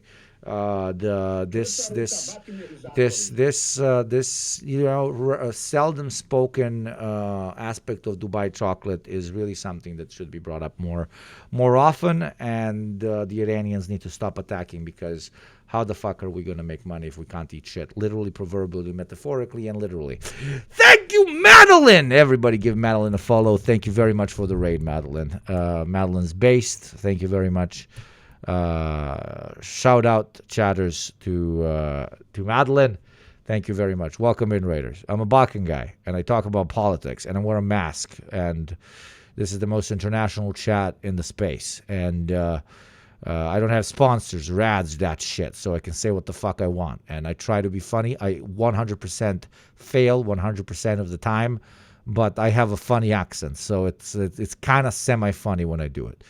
Thank you, Madeline. Everybody give Madeline a follow. Thank you for the raid. I hope you had a lovely stream. Hope you covered something interesting.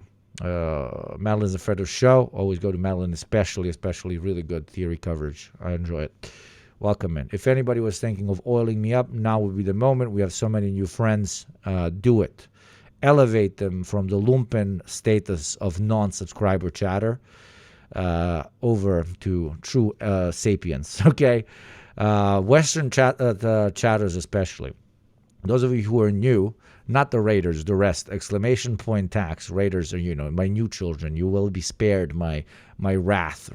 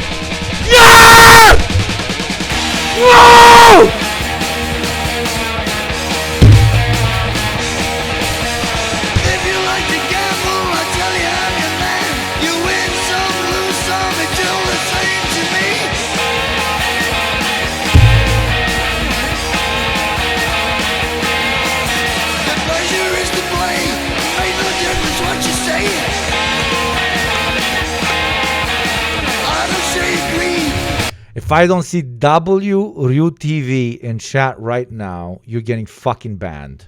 The only card I need is the ace of spades. The ace of spades.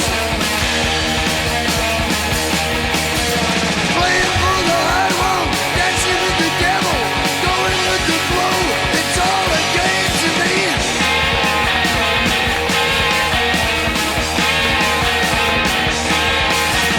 7 or 11, snake eyes watching you.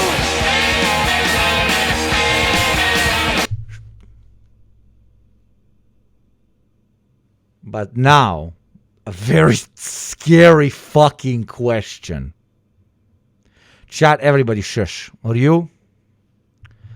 My heart is about to explode out of my lungs. Because here we have a very special thing. Okay, everybody stop. Ryu, was this just for the support of the show, or do you want to gamba this? First of all, thank you very much, my friend. Second, chat decides if I want to gamba. Well, of course, chat is going to... Hamburger, hamburger, hamburger, hum. Hamburger, hamburger, hamburger, hum. Hamburger, hamburger, hamburger, hum. Hamburger, hamburger, hamburger, cheeseburger, cheeseburger, cheeseburger, hamburger, hamburger, hamburger, hum. Big Mac, hamburger, hamburger, hamburger, hamburger, hamburger, cheeseburger, Big Mac, Whopper, hamburger, cheeseburger, Big Mac, Whopper, hamburger, cheeseburger, Big Mac, Whopper, Big Mac, Whopper. So, if you want to gamba, you write 1. If you do not want to, okay, poll. Gamba, yes or no? Gamba means that I potentially have to buy you 250 gift subs worth of gift subs with my own money if I lose the gamba. And no gamba means no. We just get the 250 and we're happy with it. 75% is saying yes, gamba. Holy Mother of God.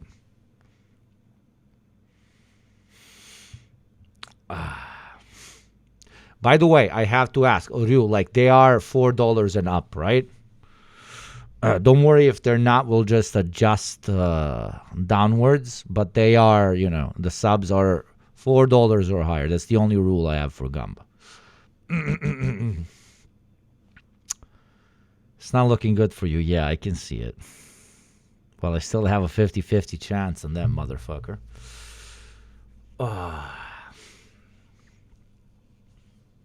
You made us like this. Yes, I have. I have to live with it now. Ryu, I trust you. If you tell me it's $4 or higher, I trust you. Okay, chat. It's looking like you guys hate me, apparently. 60% yes, 40% no. You hate the chat. What should I use? Chat, if you love me, say no Gamba. Chat, if you respect my opinion as a Marxist, say no Gamba. Chat, if you are very based. Oh my God, no, I'm shaking right now. Vote in the poll. There's a poll. No Gamba people go vote in the poll. Gamba people don't vote in the poll. There's a poll in chat, on top of chat, that you just click. Ooh.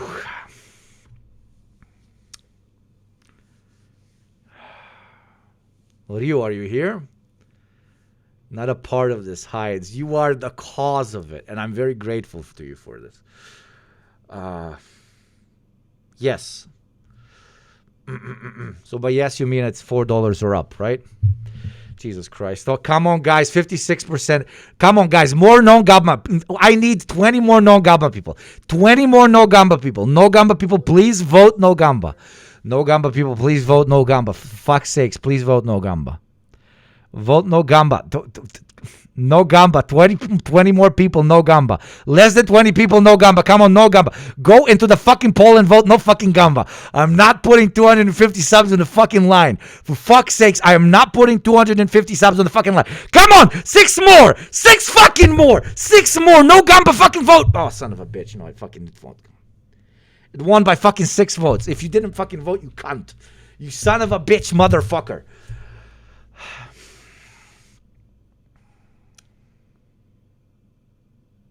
We are not, by the way, Cuphead, we are deducting from the full amount when we calculate the 10% this motherfucking month. Holy fucking shit. 250. Oh my fucking God. If it's over 250, of course. Everything under 250, I do not. Oh. Last time, Ryu, your subs are $4 and higher, right? I trust you if you say it. They are $4 and higher, right? That's the only way this is fair, because then we're putting in the same amount of money. I'm putting €5 on, yes? Oh, God fucking hell. Your average gift up. If it's not, we'll still Gamba, but we'll Gamba a smaller number. Oh, my God, oh, my God, oh, my God, oh, my God. Gamble. Casino sounds. Thank you, third-person commentary. My heart is... I'm actually gonna pass out. Oh my fucking God. This is high roller shit.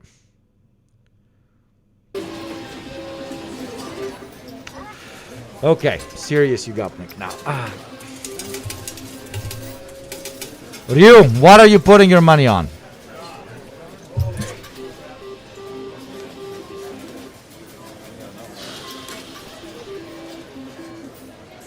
$11. Odd. You're putting all on 11 or all on odd?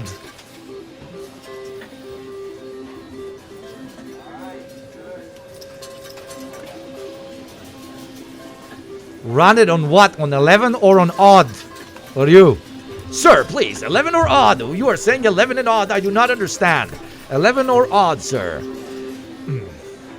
11. 11. No, your choice. 11 then. What? You can split them. You want to split them? All on 11. All on 11. Are you sure? All on 11. Okay. The gentleman called Ryu TV is putting everything on 11.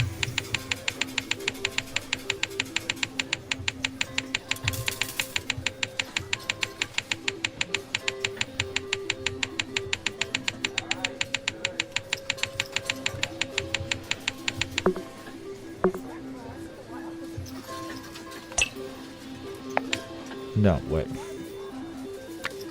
The German UTV is putting everything on land. Well, I can't put more on it. Max bet limit reached. Okay, imagine I put 250 there. Imagine I put 250 there. Sir, you are a very high roller. So say go and we spin, sir. Say go and we spin. Ooh. Say go and we spin, sir.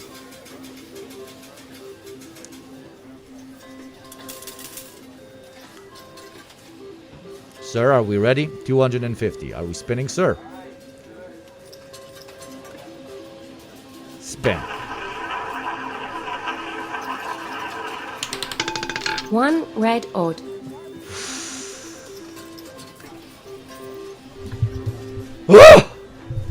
I mean, it's half of an 11. And for that, as a thank you, 11, 1 is not 11, okay? 1 is not 11. But as a thank you, by the house, to one of our greatest patrons to this day, we will give you 20 gift subs. This is a tip from the house to all the croupiers. You guys are the croupiers. You guys are the sexy ladies surrounding the big player, okay? You get a tip of 20. Thank you, Ryu TV, for playing, my friend. Cheers. Seriously, cheers. Bless you. Bless you.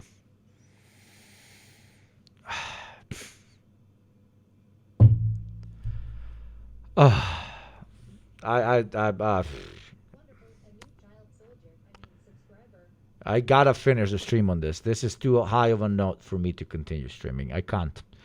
Thank you to everyone.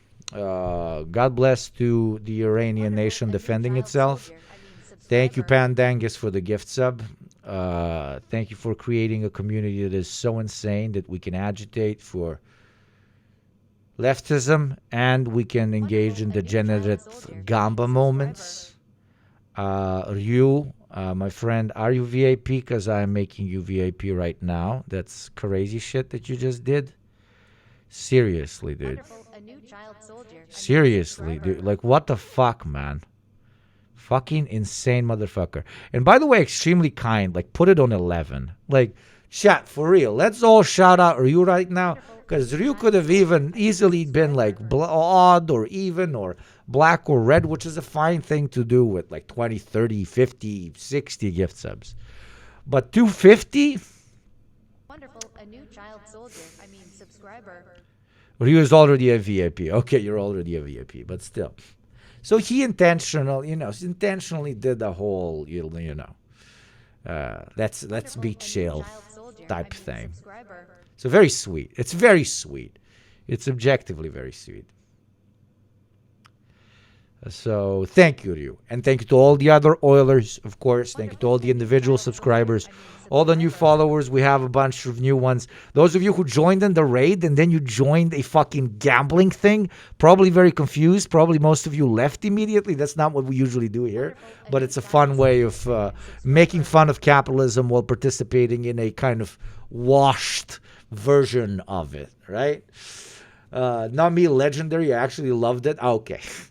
Thank you, Ryu. Thank you, all the Oilers. Thank you, all the taxpayers, all the new followers. If you're new here and you haven't clicked follow, what are you doing? It literally costs you nothing. Now I'm going to go talk to the police because probably my neighbors called the cops because of how much I was fucking screaming. I'm going to send you to the legend Denims. Say hi to Denims. Barry, mods, show them what they need to flash. No, not flash. That's a horrible word. I am sending it to a female streamer. I'm like, flash. No, I mean the shit that you're supposed to spam there so that they realize that you're coming from this community. I'll give them some follows, and I will probably see you on Sunday. No, you're not flashing. Stop it. But I am flashing red. Thank you, Ryu. Thank you, everyone. Holy fucking shit. That was insane. Wow. What the fuck? freedom to people that want to eat shit in Dubai, I guess. Iran, stop attacking people who want to eat shit in Dubai and who want to shit in mouth. Very much. Goodbye.